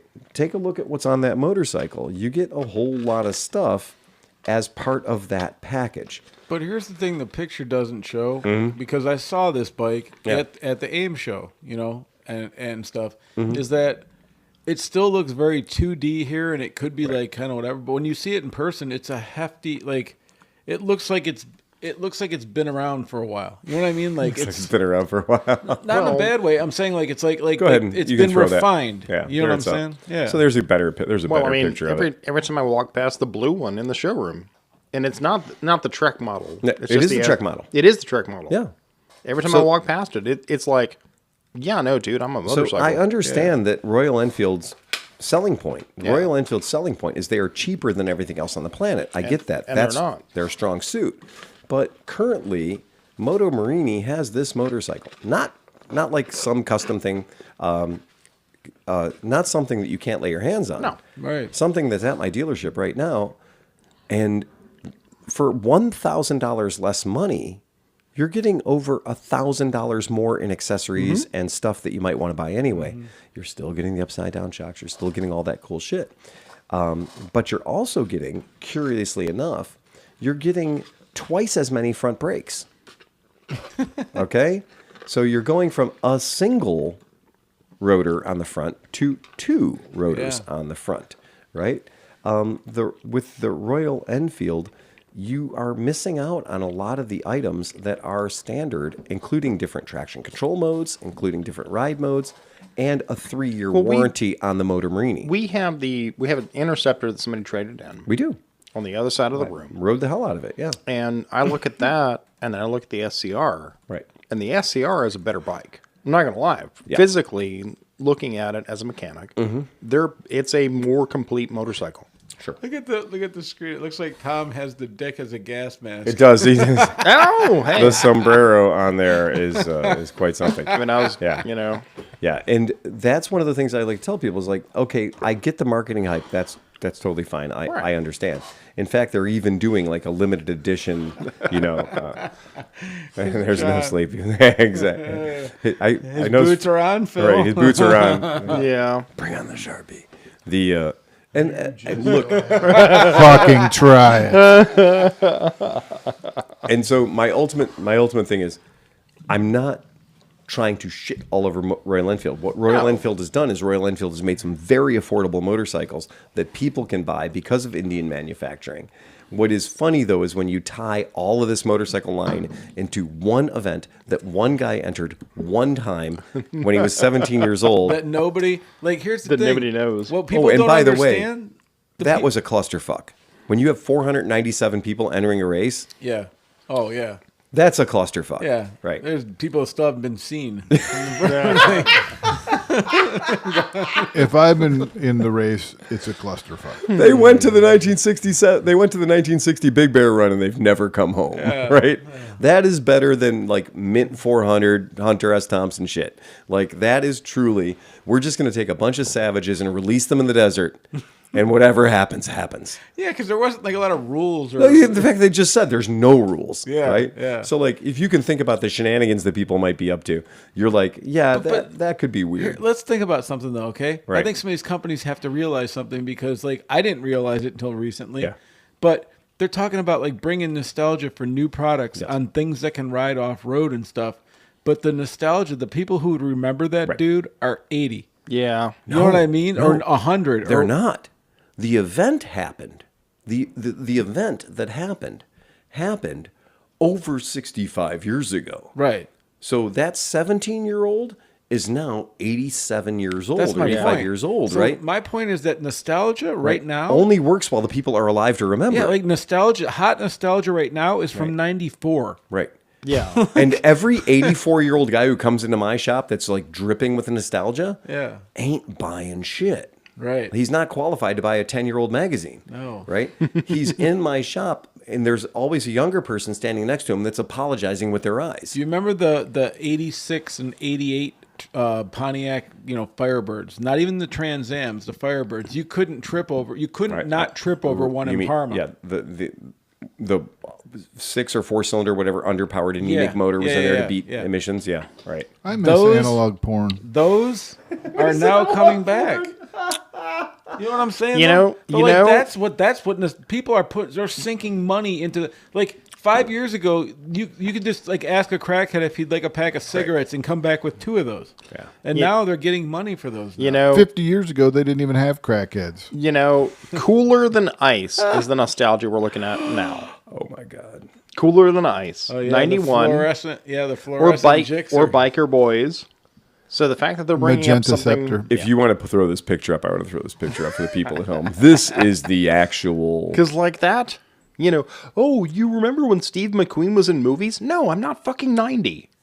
I do remember when Steve McQueen Yeah, was in movies. on But reruns on fucking TMC the point would be, or TCM. Or by the fucking time Steve Turner McQueen Classic was in Movie. movies when I was watching them, he was wearing butterfly collars, polyester pants, right? And that's not Hey, what do I you- want to celebrate. Do you remember Thin Elvis? No, I don't fucking know Thin Elvis. I knew Fat Elvis from Vegas. It's going to go back to the leaded gas thing. I'm going to say that a lot of things really sucked in the mid 70s. Yeah, they're called the Cars. We had a 454. No, they're called Cars because the Cars were actually pretty cool. We had a 454 cubic inch motor in our Olds Cutlass. No, I remember my mom's 173 My horsepower. mom's Thunderbird was fucking amazing. It was that emerald green with a white vinyl top, and it did like 0 to 60 in like 4 days. And by the way, that Olds Cutlass we had with the 454 and the 173 horsepower, it got like 8 miles per gallon. Oh, no. In the custom cruiser wagon configuration. I don't celebrate that era as being like, it was great. It was awesome. It wasn't great. It wasn't awesome. The thing had a power window on the back of the station wagon. The power window went up into the roof and the power tailgate went down into the floor. That is genius. But it only worked for about 6 weeks after you bought the car. And then it failed because it operated on some unique, eclectic. I mean, as weird as it sounds, system. at our collective ages, we're all basically grandparents. Yes. Like we're your great grandpa. Speak for yourself, man. Right, I am exactly, a right, young yeah. fellow. Yeah. I'm still doing I push-ups think I'm every still morning. younger than you are. But the point being, and Dave King brings up the 92 IROC. Oh, the yeah. International Race of Champions. International Race That's of the Champions. fucking national car of Menor, Ohio. It is, and we were joking, like the RS stood for Rally Rust, or yeah. Rusty Sport, and then the Iraq was like the Iraq attack, the IROC, What did they call the the blinds that people put all over the back window? The louvers. Louvers. They were putting louvers on everything. I kept calling them Actually, blinds. I'm like, those They had are louvers cool on the blinds. side windows. I actually saw like something a louvers. few years ago, recently, a new car that had louvers on the back, and I'm like, wow, they're bringing that shit back.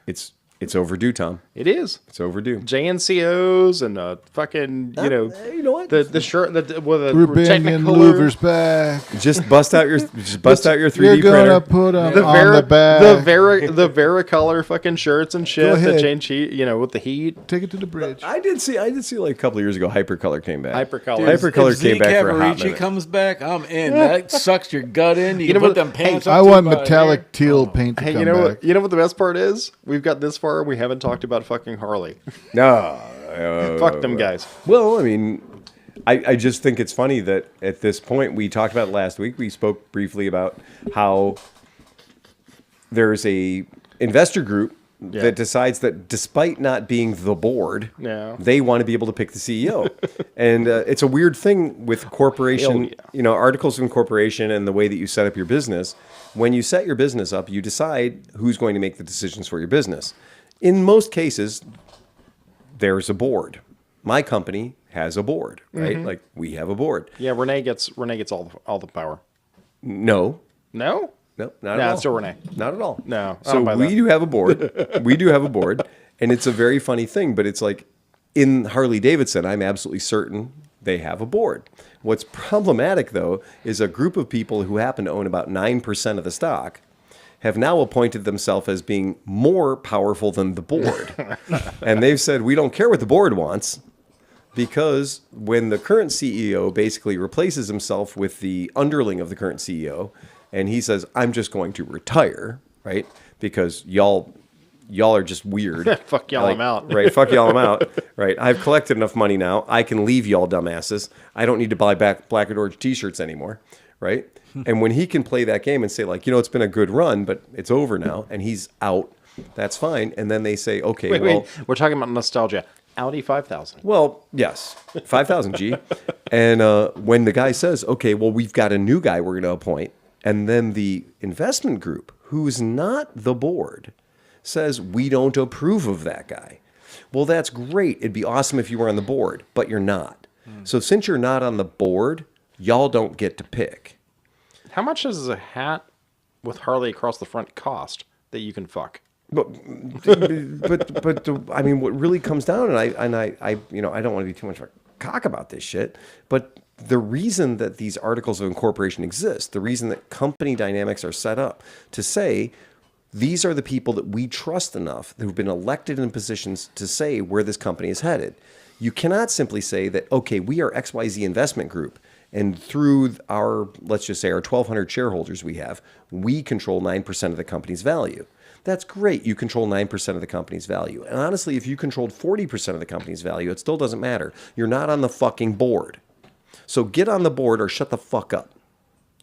Petition, work, try to get on the fucking board. But if you're not on the board, you got nothing to say. And if you're not on the board of your homeowners association, they can fuck with you for what color your camper is or their third boat that they can see from the street. You want to change that, get on the board. Figure out how to get on the board. But simply going in there and saying, well, we own 9% of your stock, therefore we should be able to pick the CEO. I don't know, dude. It doesn't fucking work that way. Right. Because in a corporation, they've said, we have a board, and the board decides what we're going to do with our money. You guys have 9% of the stock. Last time I checked, 9% is not a majority. So piss right the fuck off. A board decides what the company does. If the CEO makes decisions that are unpopular, the board can get rid of the CEO. We've seen that happen with a great number of companies we deal with. Mm-hmm. The board loses trust, loses confidence in the CEO, and they have a decision, they get rid of the CEO. It's oftentimes violent and uncool, and it's heartbreaking when it happens, but it fucking happens. When you cede your power as the sole proprietor to a board, guess what you've done? You've said, I was once the sole proprietor. I was God. I decided where this company went and what it did. But when you say we're going to have a board now so that we can give investors Why you have a board is so that you give investors confidence that you're not being run by a fucking lunatic who's just going to do crazy batshit stuff. We know about that. So when you have a board, you're giving confidence to investors to say, we're not going to do crazy lunatic batshit stuff because we got a bunch of people that are trusted in the industry that are going to keep us on the straight and narrow so that your money and your investments aren't spent foolishly. When you look at a board, the board says, yeah, the CEO's got to go for the good of the shareholders. Well, now the board, who gets to pick the next CEO or gets to say what the company does, is now somehow being bullied by a group, an investment group that owns 9% of the company. Hey, it's fucking weird. That guy just fell off a building. He smashed himself on the sidewalk. Oh, shit. Is he all right? 9% of him is going to be all right. Yes. So 9% of him is going to be just fine. So what does that leave him? He's fucking dead. He's fucked, dude. No power, dude. Yeah, he's Sorry. fucked. He's out. So ultimately, this is this argument where it's like, I'm a shareholder. I'm in a group of shareholders. These guys couldn't get on the board, so they thought that if they got enough shareholders in one place, they could overpower the board. Well, you're not. I hate to be that way. And as a guy who does own Harley-Davidson stock, if Harley-Davidson's board members yield to this investment group, I'm going to be done with my stock because clearly they are not doing what I asked them to do, which is control the company as responsible people. Right. If the board members go, well, they are 9% of the company, we should do what they want.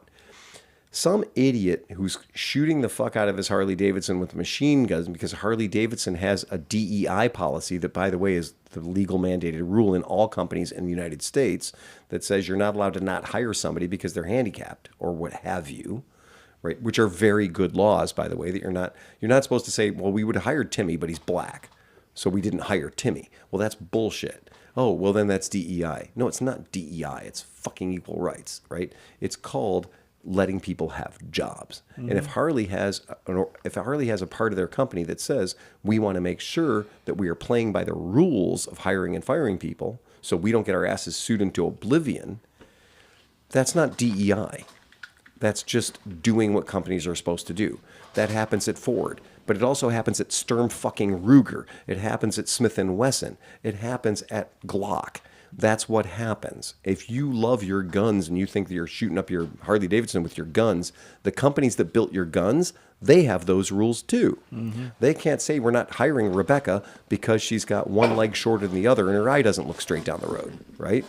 You can't say that's why you're not hiring Rebecca. Mm-hmm. You can say she's not qualified for the job, but you can't say that her physical abilities preclude her from being in the workplace because you don't think she's cool enough.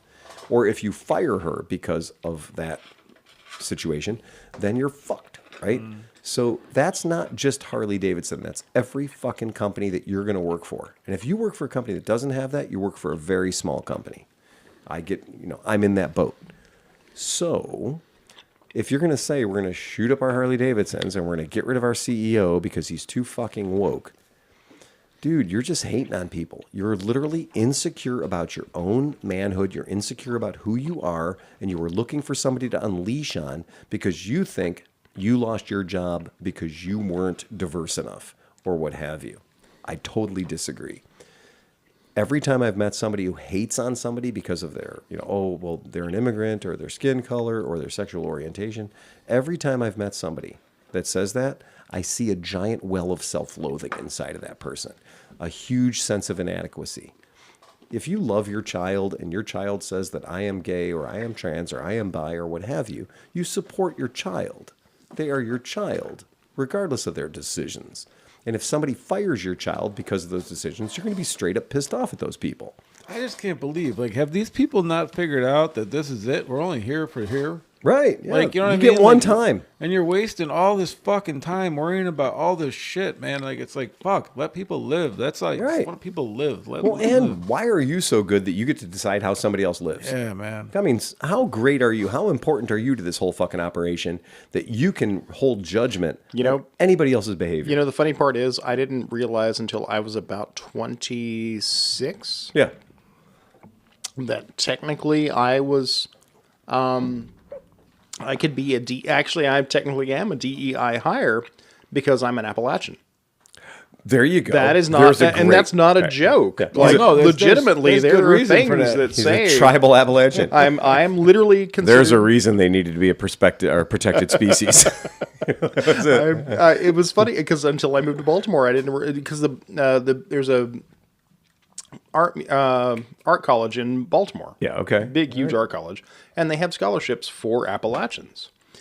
OSU scholarships for Appalachians. Like there's this entire. I'm a protected species. It's really weird, but it's all this DEI bullshit. They also have scholarships for people who play the accordion. Exactly. Right? They also have people who, they have scholarships But for Phil, people technically, that do you were a DEI. I'm a DEI hire odd by Phil. things. Oh no, you're enough on the spectrum. Anybody know, would that's walk in and just be like, "Yeah, No, okay, we realize. we don't need to see his papers. We're cool enough." Sleepy, can you talk us about how people?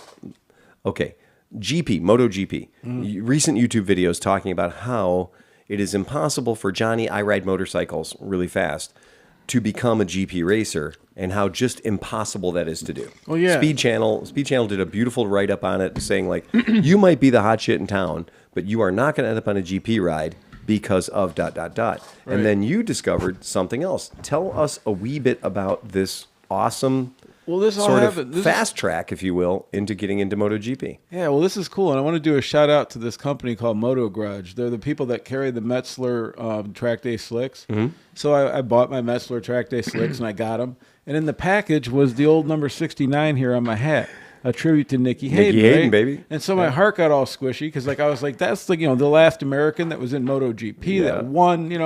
Just Nicky, we all love Nicky. love the guy, right? Yeah. And so it got me thinking about that. And then that video is on YouTube, and you watch that, and it's like, wow, there really is no way to get there. Mm-hmm. And then I saw this article, and it's like, I pulled it up and was looking at it, but Moto America, one of my favorite. Like, I've been wearing the shirt. I love it. It's like, to me, it's bringing back AMA Superbike from back in the day. So I'm all in. I'm watching them. I'm doing it, the whole thing. So it's really interesting to hear that they're doing things, the Moto America Talent Cup, Right. and so they're replacing the Junior Cup with the Talent Cup. And the cool part about this is it's certified worldwide Road to MotoGP program. Right. So it's going to be sanctioned and certified by MotoGP. So if these kids do the right things and they win and stuff, they'll have opportunities to hopefully someday go and be able to race at MotoGP. Nice. Which, that's awesome because that's it. Nicky Hayden's the last American that's done anything in that fucking circuit forever. So it's really going to be neat to see some of these little dirt track kids and stuff that are just amazing already at 12 and stuff, getting the opportunities to go and start ripping on 11 these bikes. years ago, I was lucky enough to go to a race at Gateway Speedway in St. Louis where they had the Red Bull Cup, right? And so they had the kids on the Red Bull 390s, young guys, and they're out. Young kids are out on these Red Bull 390s, and they're kicking ass out there.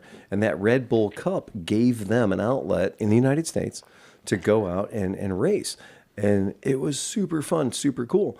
And because everybody's racing spec class bikes, right? It's very affordable. But this is what's interesting. So this thing is where is it? So they're racing on a spec called the Kramer Apex 350. Correct. It uses a KTM 350 motor, but apparently it's going to be spec the fuck out. So they're used to racing on badass good machines. So when they actually would ever get to MotoGP, they'd feel a natural progression.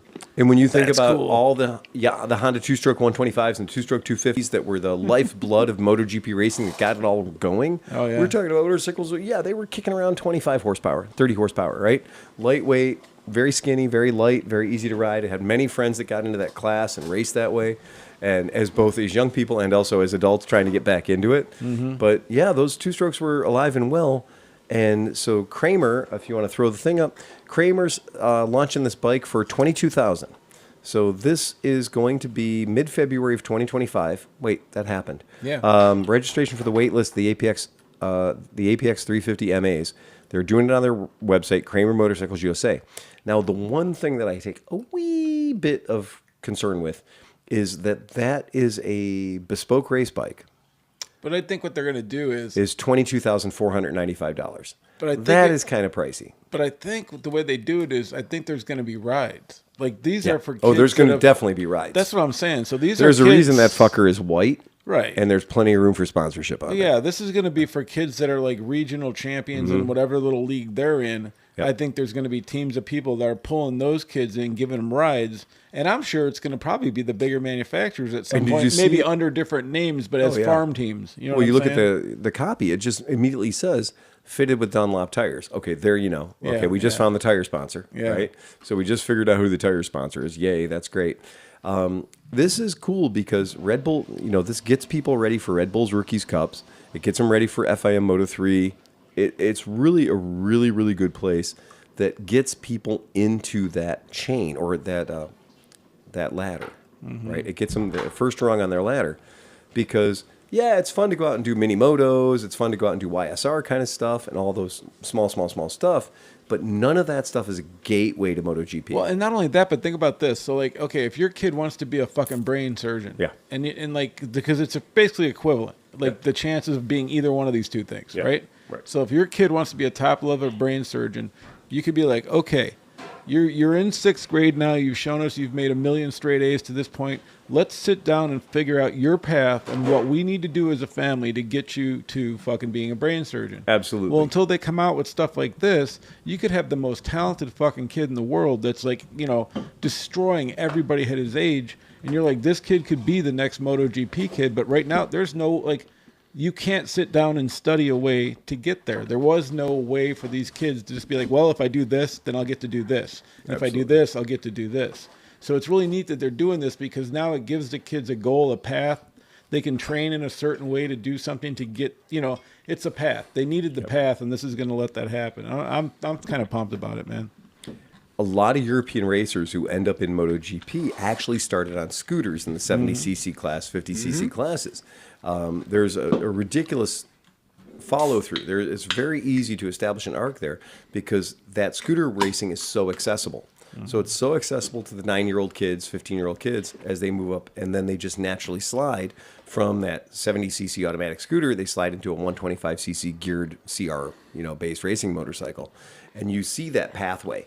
But that pathway doesn't exist in our country. Yeah, that's kind of the thing is we never developed a passion for sub 125, well, sub 250. But it is And getting scooters, really in Europe especially. I'm excited to see all these karting tracks starting to open up because the karting tracks are definitely going to allow like the Ovali 190s and stuff like that. Well, mini moto. Yeah. Mini moto in general. Yeah.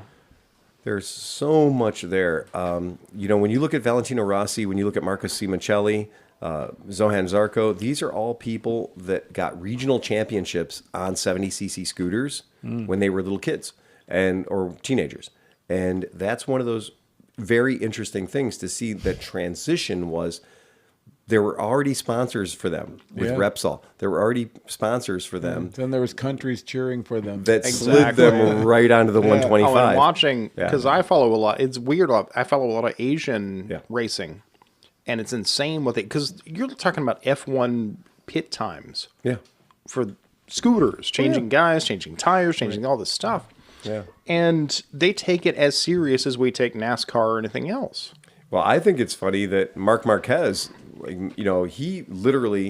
he's one of those guys that he will tell you in his interviews about how scooter racing is really important because getting people on that step, right, making that move, it's definitely a thing that getting people started is really important. The basic of what we have would be YSR 50s and 125s and the tiny little motards that are still not CRF 80s and 150s. There's no racing They're not organization. really approaching. Yeah. There's no transition. There's no transition. There's no transition to go from running a mini bike, running a mini moto or something like that, and then sliding into an AMA class. There was a Gulf Coast racing organization that had like 3 tracks because New Orleans was one of them. Yep. And they would come out with CRF 80s and 125s. And the problem they ran into constantly was they couldn't afford to buy the track before the kart guys could buy the track. And so the kart guys would eat up all the air in the room. Yeah. But then you're talking about kids are just racing go-karts. And then there's nowhere for them to go because if they're not going to transition into NASCAR, There basically. is absolutely a transition from karts. In our country, there's an amazing transition from karts into Super V and Yeah. all kinds And of not other only that, things. but not only is there a transition like that, but you can go from dirt carts Yeah. or asphalt carts or circle track carts. Like, I mean, that shit is refined. And again, they have a pathway. You do this, you do this. Same with even motocross. Right. Motocross has it. Do you want to become a supercross rider? Get to here, do that. Do Nicky Loretta Hayden went Lynn's. GP because he already had all those things. Yeah. He already collected the entire stack of trophies from all those different disciplines. So the fact that he made the jump to MotoGP was the weirdest thing in the world because you're like, he could have just made the jump to any of those other But disciplines. the reason he was able to, though, is he Right. brought the skills of sliding sideways Sure. into a fucking thing that nobody else was doing. Right. That dude, he was... God, it sucked that he got killed. Well, it absolutely does, and it's one of the absolute heartbreaks. Yeah. That was Especially like if you think about all the hours spent. my going wife had a 190 huge miles crush an on him. hour, Yeah. and then the dude gets taken out going 2 miles Riding a an hour on a bicycle. bicycle training. Oh. my wife had the strongest crush on him, and she was like, "Look at him, he's beautiful, he's wholesome, the American kid." And then when he opens his mouth, it's pure Texas. Yeah. And she's like, I'm melting. And I was like, quit looking at him. Oh, dude! If you remember back in the day, it'd be like the Boston brothers yeah. and him, and the girls would just be panties flying everywhere. I was at Laguna Seca that year. Yeah. And It Phil's was panties were flying at it. very tough. Just me and Ewan McGregor hiding in the corner. There you go. I'll never be as cool as those guys. Yeah, that's exactly what it was. I think like seeing something put up like that so that we can move some. And honestly, I don't care. I don't care if the racers are American or not. I'm not waving a flag at that. I just want to see the opportunity. Well, I just want to see the chase so that people can say, all right, Travis Listen, Pastrana give me the has one done. a few proud things about being an American. right. One would be having a MotoGP So- champ. That would be so- something I'd get behind, man. Then so, I'd be like, okay. yeah, I'm fucking American, baby. My fucking So dude won. had he not gotten hurt, Yeah. Smallwood. Oh, Scott was one of those ones. He was just natural talent. Yeah. You could hand Had Scott he a not shopping gotten cart hurt. and be like, "Did you know there's a shopping cart racing league?" And Small would be like, "Let me have a look at that. Let me brother. have a look at that. Let me have a look at that, brother. Hey, you got a smoke? Hey, you got a smoke? Let me Can I bum a bum a smoke. smoke? I'm gonna go race in the next heat.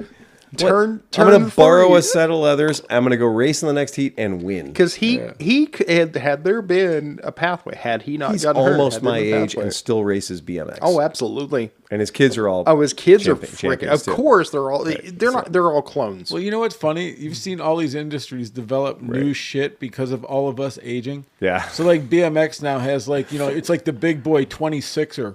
So it's like a BMX bike with 26-inch wheels that just roll over everything. I don't need to remind you about the king of the baggers. Yeah. It's like, That's in case bad. you're wondering Well, about it's- how you pander to an aging audience, you literally say we're going to make a racing class for RVs. But it's so Yeah. fun to see him slide those big motherfuckers around the Again, tires, man. Hey. would you not pay money to go watch a series of RV races? You know Yes, what? of course. You know what? You get You know any what I want to weird see? thing racing. You know what I I'm want to down. see? I know- want to see I'm scared to hear what you want to see, Tom. Honda Goldwing with trailer racing. Well, Not King of the Baggers. I want to see Goldwing. I'm going to say Coffee Honda. maker. I don't think Honda sees that as being. I don't quite care about the- what Honda sees. No. Well, you need money to do things. So if you don't have any No, I money, you're going don't. to do things. Goldwings are cheap as shit. Harley-Davidson sees the money at the end of the rainbow, meaning that you Yeah. win on Sunday, you sell on Monday, and they that still- still works. That doesn't Whereas tell their CEO. I don't think that your average Goldwing buyer feels strongly about like, oh, winning a race on Sunday ensures his male virility is still intact enough to buy a Goldwing. Yeah. I was just listening to a podcast from Josh Herron, the dude who just the champion from AMA Superbike, Yep. or whatever it's called, the Moto America. Moto America. And You're wearing their shirt. Yeah, exactly. Sorry, the second can got me. The second can definitely got you. But he was saying exactly that. He was like, that not enough people right now in Moto America do the social media and stuff like that because the recognition brings the people in, like you were saying. okay. And so like he was really good about getting out there and talking about it. It was a really interesting thing. But here's the crazy part, man.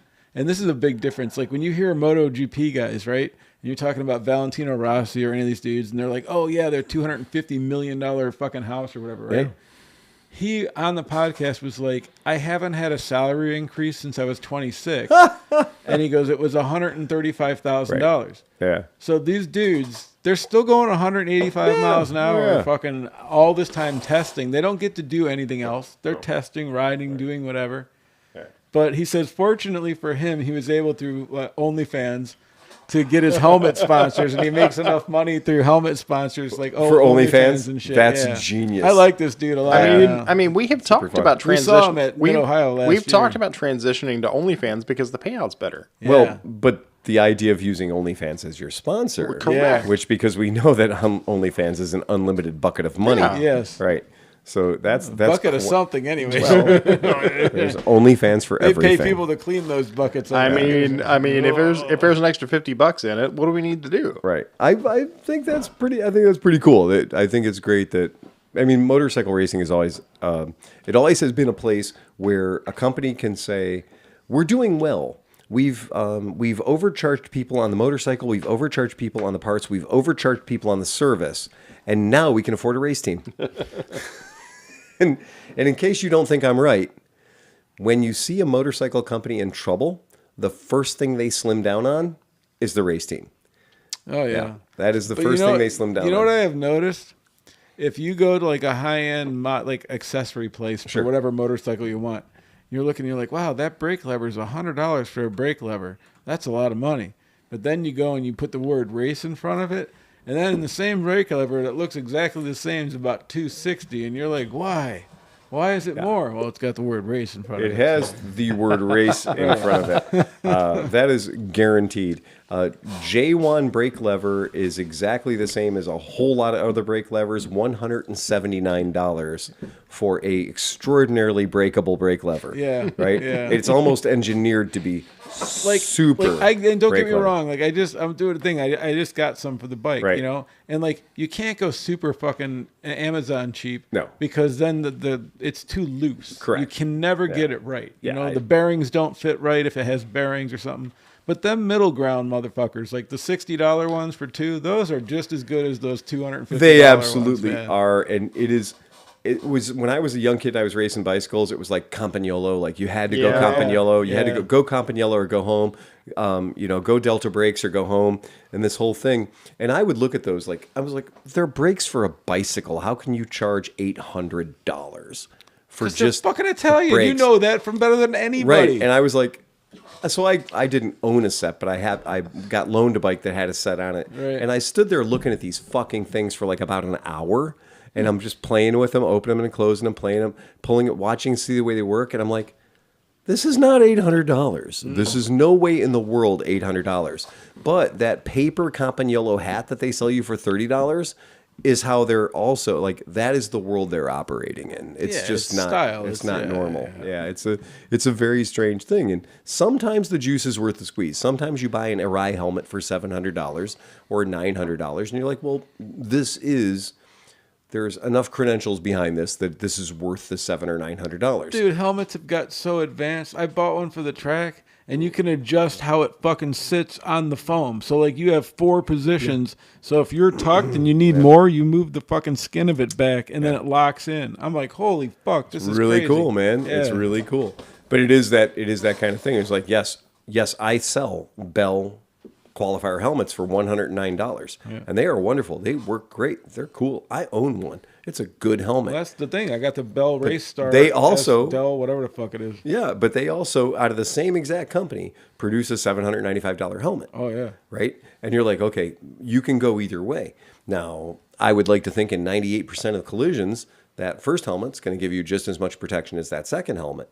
But that second helmet is going to make your on-track experience that much better. Yeah, most of the time, like once you get past, we're not talking about an eBay helmet that you're not sure is even the $140 helmet you paid for. We see a lot of those. Yeah, but no, if you get a legit HJC, whatever, like when all you're doing for the more expensive is getting a more purpose-built helmet, Right. be it its shape, be it whatever, or the lightness. Because obviously on a track, if you're going or whatever, you can't have a giant helmet pulling your head back when you're already for 20 minutes killing yourself. I was riding I picked up a cheaper rye trade show deal. I'm not the kind of guy who would normally I'm going to throw down $900 for an rye. But there just so happened to be a trade show deal I was at end of the show, and I went by and the guy was like, he's packing up helmets, and I'm like, I bet you would love to not pack up an extra one of those helmets. And he's like, what do you mean? I'm like, I don't care how many people wore that cocksucker this weekend. I will buy it right now if the price is right. And he goes, really? You really want to buy this helmet? And I was like, I will buy that helmet. You just figure out what the right price is, right? And he goes, all right. And I knew it was like $795 helmet. And he goes, all right, my manager says, give me your credit card right now. He'll run it for $400 and this is your helmet. And I was like, I could buy an Arai motorcycle helmet for $400. And it was purely all I was doing was brand posturing. I don't need an Arai helmet for anything. They're It pretty was comfy fine. though, man. I like me some Arai And helmets. I bought it because many, many years ago, I tried on 17 different helmets because I have that Norwegian forehead, right? I have the longest oval. In fact, my head looks like an arc if you cut it apart, right? It's just... It's like a 5.5. Yeah. It is Have you seen my 10-gallon head? You definitely have got a monster head. And it was so funny. John walked up to the helmet companies at the AIM show, and they were like, "Oh no, he's going to ask us about helmet." Hey, do you have a 4X back there? Yes. I'd have a 5 head. And I tried the Quantum Sound when they first came out. I was like, I really like this helmet. It fits good. It doesn't rub anywhere. It feels really good. It's nice. I never found a Suomi to fit my head. Well, and that was the thing. I was sponsored by Suomi for a while, and Suomi was not only giving me helmets, but the race team, they were supporting them with helmets too. And Suomi is just another way to spell showy. Yeah. Or Shoei. So Suomi and Shoei are they're totally sleeping together, man. There is no doubt that they're not the same thing. And when my sponsor set me up with the Suomi helmet, he was like, "Well, do you want a Bostrom or do you want a Rossi? Like what spec do you want?" And I was like, "I think I need 6." And the guy was like, "You're not getting 6." And I was like, "Well, no, everybody in my group, in my team, we need the Suomi helmets." So we got Technique leathers and we got Suomi helmets. And that's when I knew that they were stealing money from us. Well, from the customers. Because I was like, you can't buy everybody on my team a pair of Techniques and you can't buy everybody on my fucking team a Suomi helmet if you're not stealing from somebody. You're not getting all this money by traditional things unless my dealership with you is just getting fucking hosed, unless I'm being ripped off. I was being ripped off. Everybody was being ripped off. But that's where race budgets come from. Race budgets come from, we're gonna make a ridiculous loss leader for the year and call it marketing. We're gonna go out and do a race team. We're gonna hire a bunch of dipshits to race for us. We're gonna put them in matching suits. We're gonna put them in matching helmets. We're gonna pay their track fees. We're gonna pay their racing licenses. We're gonna do all this crazy shit. And at the end of the day, we're gonna lose everything. Well, you know what? I forgot my point before. So this is what you're saying again now. The reason that he was talking about, you said sell on Monday, win on Sunday, right? Race on Sunday, win on Sunday, sell on Monday. Yeah, right. He's like, it doesn't work for Moto America. You know what worked for him? Was going out on the street canyons and doing a fucking YouTube video. Yeah, because and posting it as AMA Superbike racer rides the canyons. He's like, look at us. He's almost like real people. Yeah, and he said he sold more helmet things. He goes, some of his sponsors were mad until he saw 4.9 million views. Oh, so when they show up for street racer shit. Yeah, people so go nuts. he was like, at first the AMA was kind of mad about it, and they're still not publicly like, hey, that was great. But the traffic that it's drawn in has been fucking crazy. It was pretty nuts. It's hilarious anytime. Look, Guy Martin made an entire secondary career of not racing motorcycles. Mm-hmm. He will do anything on his channel but race motorcycles. And I will watch him there's only 2 things he doesn't do in his channel, and work on diesel trucks and race motorcycles. Everything else is game on. He will engage in any weird Asian... I watched him rebuild a longboat. Exactly. Right. So the point is, he may have better dollar value off the motorcycles. Yeah. But he is doing a fucking 8 million horsepower Hayabusa He's doing right a now. land speed record. Yeah. Yeah, he's doing that, and it's cool. I mean, again, he's a super fun, enjoyable guy to watch, and he's just on the spectrum enough to be interesting, And he's just kind of like, wow, he's really all that. Yeah. Yeah, but I mean, for a long time, he was a diesel mechanic that was doing everything he could just to go racing. Well, every time you see him on a show, they usually start with him at his dad's shop drinking a cup of tea in dirty overalls underneath a diesel truck. Because they want to ground him. Yeah. They're going to ground him. They're going to ground him, first of all. Because if they started the show the other way, with him winning umpteen championships out of an air-conditioned triple trailer with like king beds in it and shit, you might not feel as sympathetic towards the guy. Yeah, but it seems like he just really enjoys just doing mechanical shit. I think he does. Yeah. Yeah. I mean, you watch him. Don't take that fantasy away from me. You I watch want him. my dirty fucking buddy just working in his little Yeah. pitiful garage and also winning races. You watch him with like one of the world's greatest sword makers in Japan, and he's just hammering some shit out, and the old ancient, Japanese sword makers kind of like, oh, you know what you're doing.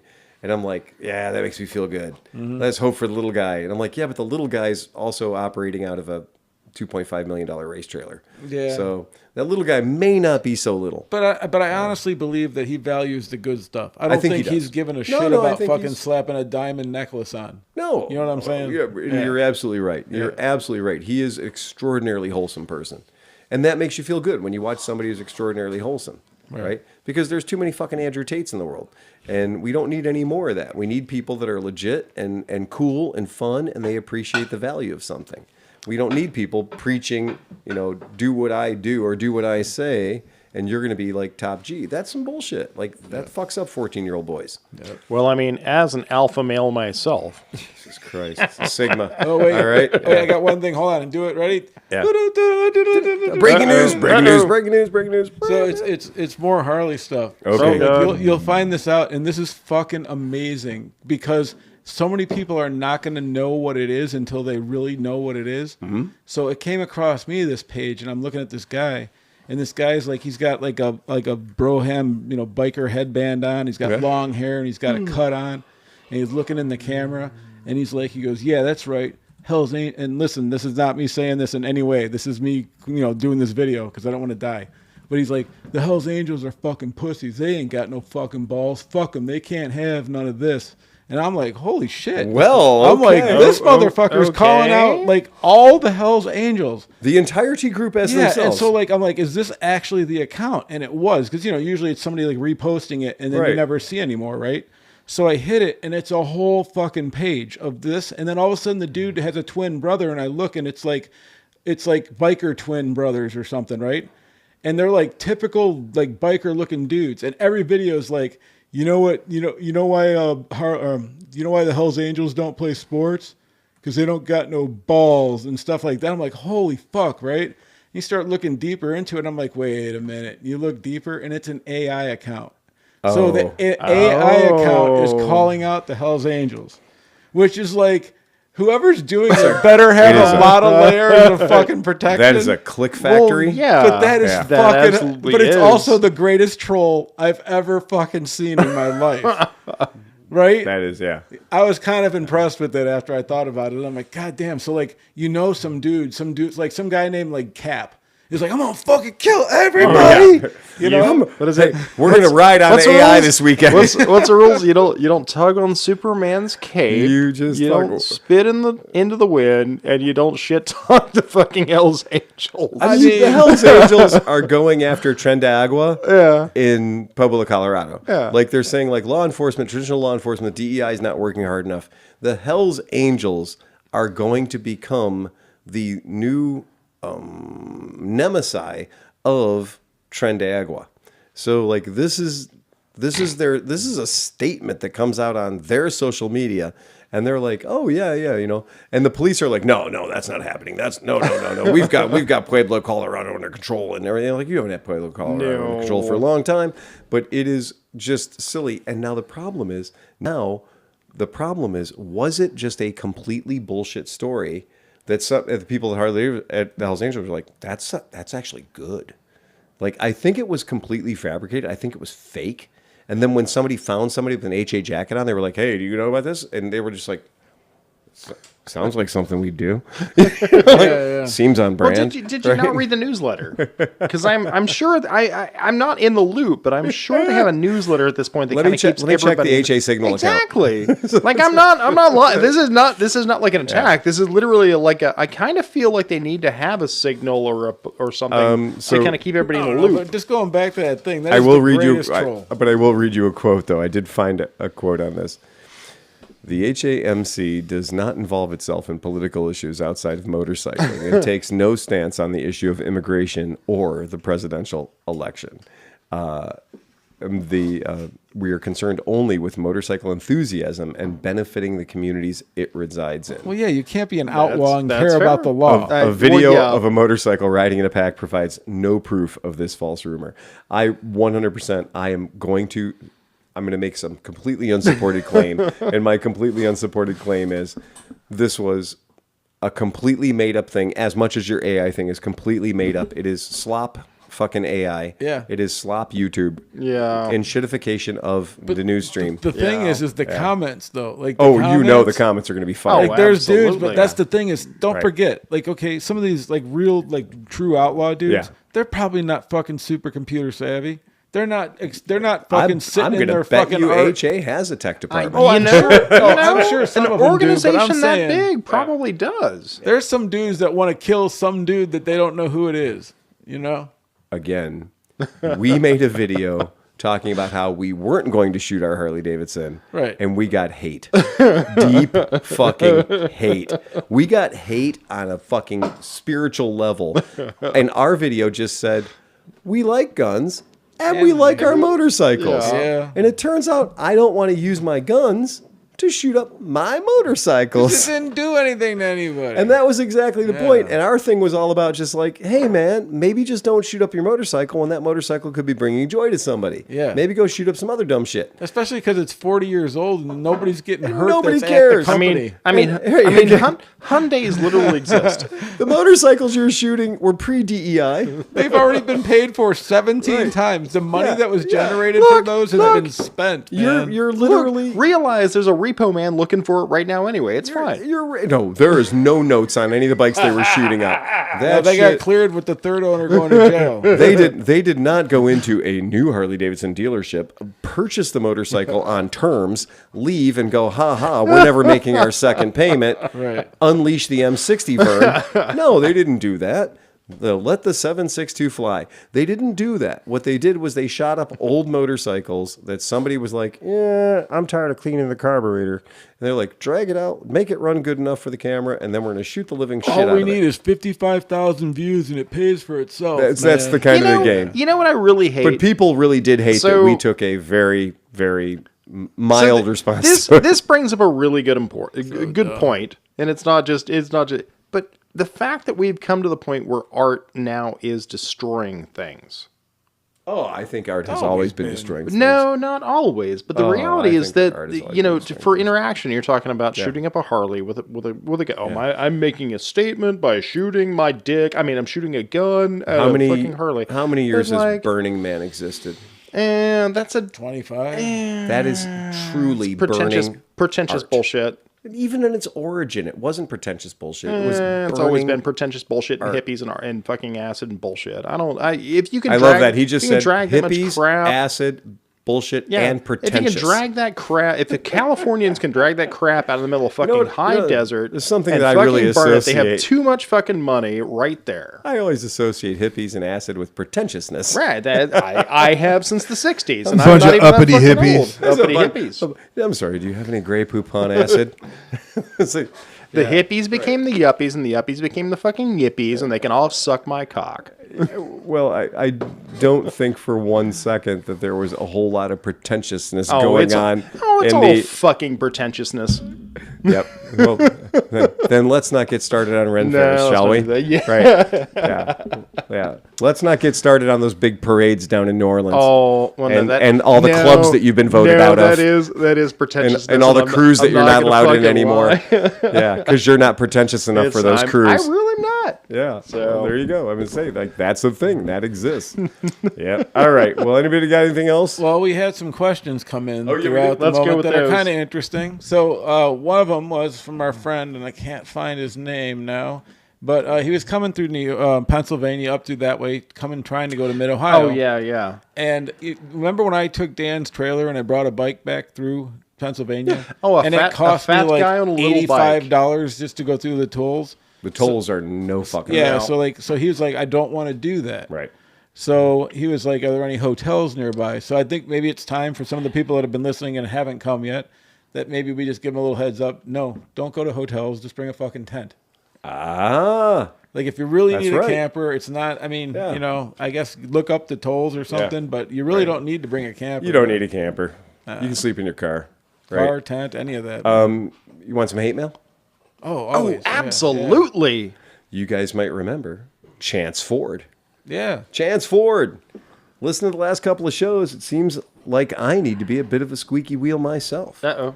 I've been a Patreon member since 2019.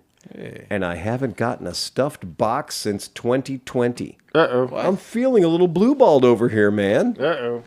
Looking forward to the shenanigans every single week. Can't wait to see you guys at Vintage Days in a few months. Chance in Michigan. Chance, you bring up an excellent point, sir. And just because that, squeaky wheel. Squeaky wheel gets the grease.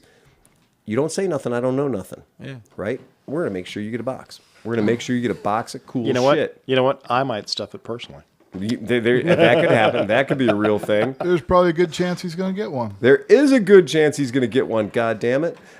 We have people submitting. Art for our competition, and I would like to throw up the latest piece of art that we got because it's fucking hilarious. Hold on, before you do that, you got an update on your G400C. You sold. Wait. Mitch Horner rode the G400C. Already lost screws out of the taillights. No. The cat eye. Mitch, cat eye. One, Loctite is your friend. Two, a single cylinder at 80 miles per hour. That's like Everything's gonna vibrate. 21,000 miles per hour. Yeah. The piston speed. Yeah. It's real fast. So it goes like 21,000 miles an hour. It Is he stops and already goes back? Is he still here? Or is he already back in? Well, I don't know. He was in the back of his pickup truck. He That's true. Just unloaded it. Very cool. Mitch. Yeah, Rock on. this is the one that was talking about coming across the turnpike with Okay, the. there you go. Fat guy on a little bike. So he was looking for a hotel. He doesn't want to stay because his dad does not want to stay in a tent, and he's not wrong. But There are bringing hotels. a camper. Well, he's trying to figure out how to Well, bring a you camper. know what though? If you're thinking about hotels, the hotels that are worth staying there are going to be more than the tolls to bring your camper. That's right. Also true. So if you have a camper that you're comfortable with or something, that's Budget gonna be 160 cheaper. bucks a night for that weekend. Yeah. For a hotel. So yeah. I mean, it's going to cost you $300 and some bucks to get a motorhome. Well, I don't know, a camper, motorhome. I mean, I don't know. Yeah, Airbnb squee. So you might be able to get away with some kind of something like that. But it'd be hard if you haven't already started looking. Also true because this right. is a big weekend. Big weekend. You're better off with like a enclosed trailer with some, cots and mattresses and stuff. Yeah, I mean, that, Those you can get in and stay in tent camping and That's the not truth. have to do a Guys, I motorhome. want to bring something up. I mean, if I'm talking out of turn and somebody Oh, from, it says Nate from Virginia. That's who's talking. okay, so if I'm talking out of turn and if anybody from Mid Ohio Sports Car Course or AMA Vintage Days wants to punk me out on this, feel free to. So remember that tent camping authorizes you vehicle parking for multiple vehicles, but more importantly, they specify ein vehicle and ein trailer in your tent camping spot. So one vehicle, one trailer, and I think up to 6 humans, right, in your tent camping spot.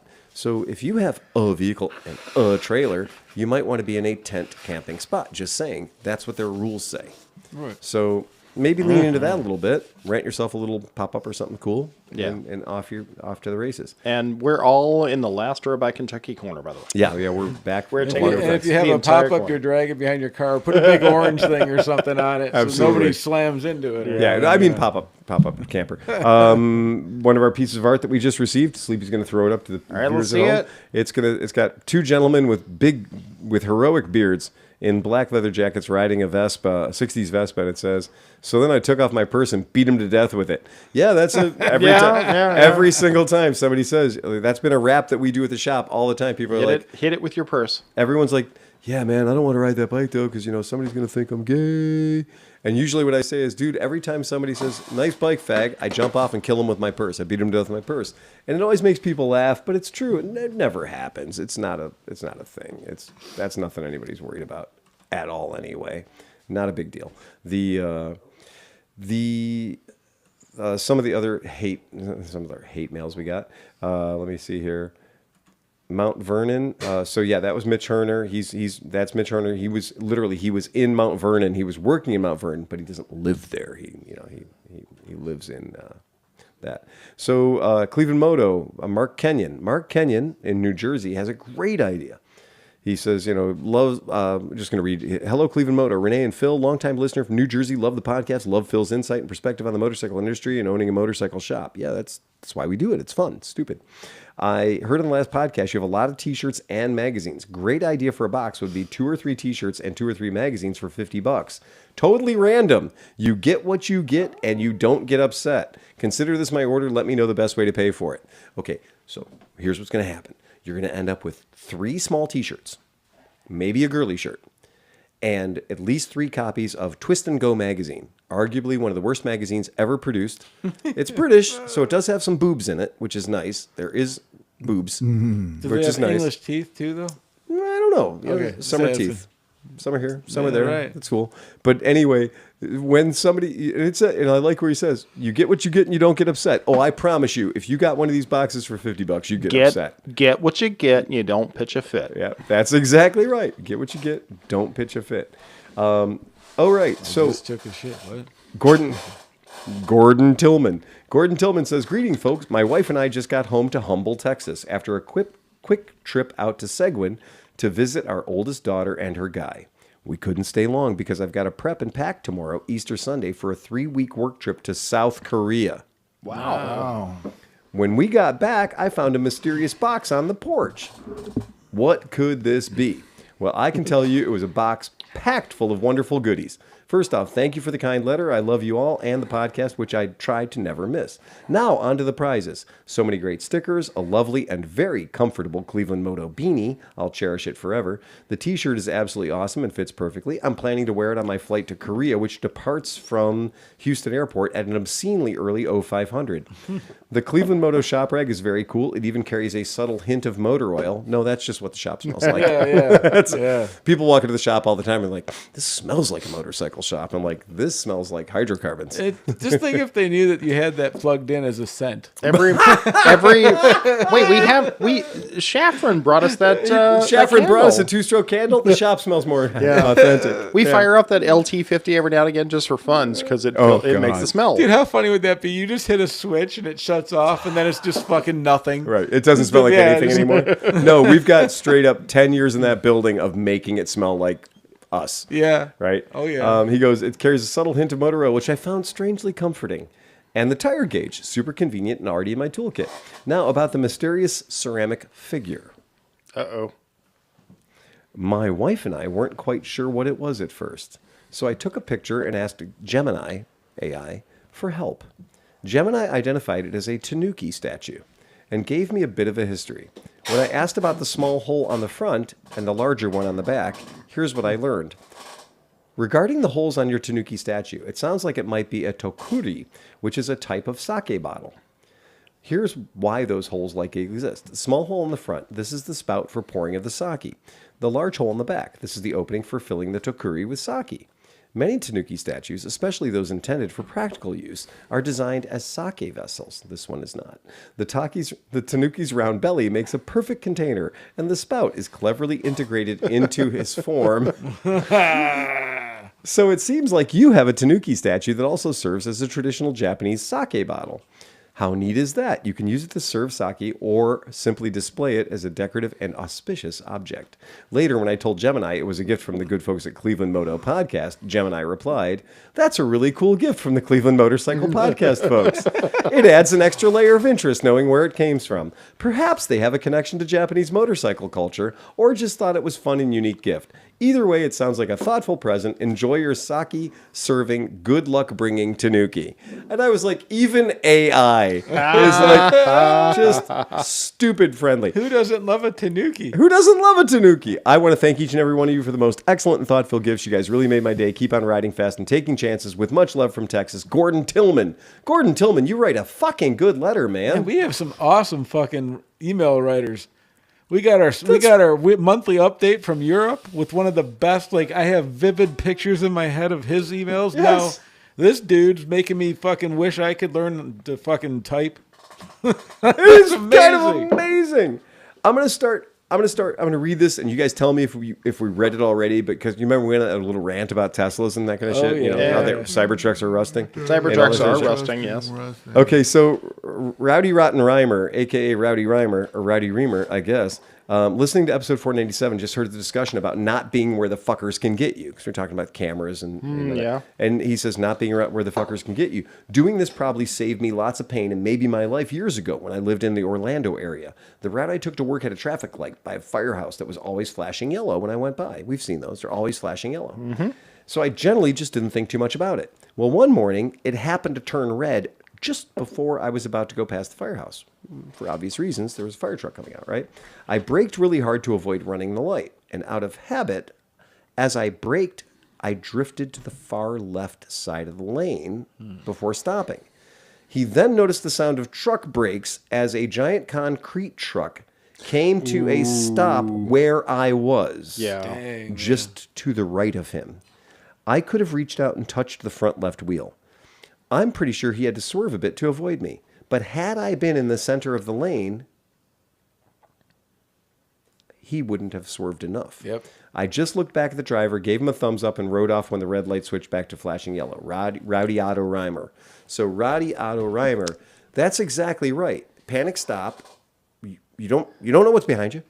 But what a great thing he did was he moved himself over to that double yellow line. Never be in the center of a lane. Right. Like that is the first thing I can tell everybody is never stop in the center. Super cool. What a good move. So- what a good move. And then to have, I can't even imagine the sound of a fucking concrete Oh, truck. God. All those brakes. So, because when air brakes come on, they come on right now. Dude, there's all these little things like that. Like, even just wiggling through an intersection. Like, I'll never forget. I did a whole video on it, but like I talked about that cop with that pen. Everybody's seen it. But Oh, that yeah. cop's talking, and he's like, if you're not paying attention, motorcycles don't take a lot of space, and if they don't move toward an intersection, they're gonna. And he moves the pen, and the fucking motorcycle's like, It's on. Yep. And so like, that means that the whole time your bike is only in this much of a nothing. fucking So- vision thing. So if you add a weave when you're going through intersections and you're not just in one part of the lane, people are like, what the fuck is this guy doing? But guess you have what? no idea.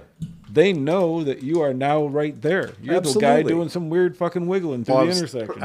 I was thinking about this earlier with the Stelvio because it's got the radar front and rear and the travel and the following cruise control and everything else. I was thinking, there needs to be a program built into it that can recognize that the car behind you might be a Tesla, so it automatically warns you to get the fuck out of the way, or it deploys two lights like far enough away that it actually recognizes it's Makes you I instantly just became a car. A weird thing I was reading today was we're going to the training of the bike. Okay, we understand ABS brakes. Yeah. We understand ABS brakes. And we understand traction control. So traction control means if your front wheel gets up in the air too high, it clips a little sparky spark, and your front wheel comes back down. And then they can... or if your have rear that be- wheel happens to be 10 psi down. Well, how about this? If your back wheel comes off the ground because of excessive, oops, I waited too long, and you find yourself in a stoppie that's gotten well away from you, the motorcycle will unfuck your shit. Yeah. It will unstoppie. Really? The fact... Wow, that's interesting. the That is fact- really interesting. The fact that the two words three words, Moto Guzzi Yeah. and technology are in the same fucking sentence. Again, nobody ever trusts So wait, the can you set, Italian like, a- space program. Can you set an angle? Because that's the only thing. I used to be really good at stoppies until I wasn't. Well, that's the idea is because sometimes, panic stop, 100% of braking energy on the front tire, back wheel comes up in the air, and you have a no shit sandwich. Oh, yeah. Well, on the off chance that you're not good enough to regulate that situation, or in that extreme pucker facker moment, back your brake hand off 1 nano cunt hair off of the fucking lever to save your ass. There's a computer there to do it for you. It will literally back off the brakes a wee bit just to get the that's- ass lower. Dude, that's what I'm saying. Like, if you could just set it so that, you could have all the fun you wanted right up to fucking 11:59, and then it would just shut the brakes off There's so an you can't fucking engineer go at over. zero. Because that hurts. There's an engineer at Zero Electric Motorcycles that says, yeah, I can press a button and make your bike ride an 11 o'clock wheelie for the rest of its life.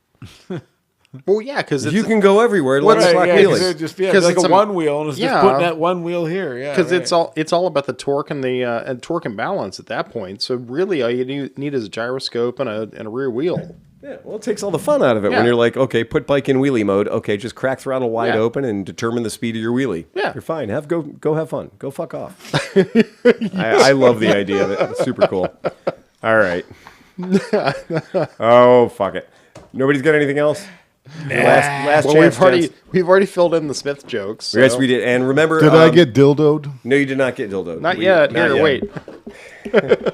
Remember that if you have not joined a local DGR, you can create one.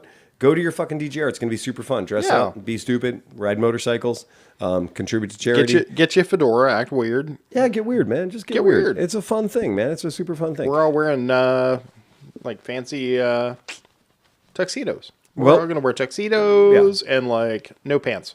It'll just be fancy. We're going to be super fancy. It's And gonna we're be gonna- Chippendales. I promise you, I'm wearing pants. Yeah, I'm definitely. I might, if it's hot enough, I might wear a kilt. Yeah. But kilt in the motorcycle there's a blow up factor there. Yeah. So it's like when you're riding the kilt in the motorcycle, you got to do a lot of tucking.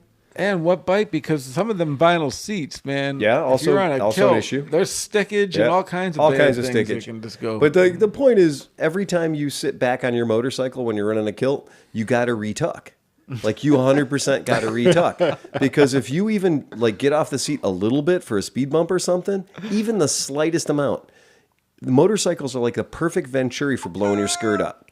And then you can't see and your dick is out. This is It's a combination of I can't see and my dick is out. You just triggered. I just saw this fucking video of this dude. It's like in this Asian country, and the dude goes to sit on a little fucking stool. Yeah. And it has you holes all over it. Well, and he's when he sitting in a milk stands crate. up, and both his balls are through the fucking thing. Yeah, he's sitting on a milk crate. And a milk crate with a broken top. Yeah. Oh, you'll never get it back. It's a Chinese finger puzzle at this point. I have not laughed. You got to have so 4 hard. people to cut apart that milk crate before your balls turn blue and fall off. And you become castrato. It was so terrible. Oh, it's terrible. It's awful. And he sits was down just- on the thing so confidently. Yeah. And I think it's totally fake staged. You think? Because I don't think anybody's fucking berries got pushed through the top of a milk crate. Well, if it's fake, it's funny enough. Yeah. That 'Cause thank if you. you That was if fucking you good. think that you're gonna push your grapes through the top of a regulation milk crate because it's got a little crack in it, then you must be going 700 miles an hour. You got to be sitting down so super fast to push your grapes through the fucking plastic on the top of a milk crate. So- That is never going to happen. So the only thing I can think is that the Guzzi with the active arrow yeah. would be perfect for a kilt. Oh, yeah. Because at that point it pushes it over the top. Oh, So yeah, it doesn't, for real. You're not going to get it. Yeah. You're not going to get it up the kilt. No, and the active arrow might be like The active arrow might be the way to go. the kilt dampener 2000. The kilt dampener 2000. Yeah, it might be the actual kilt dampener 2000.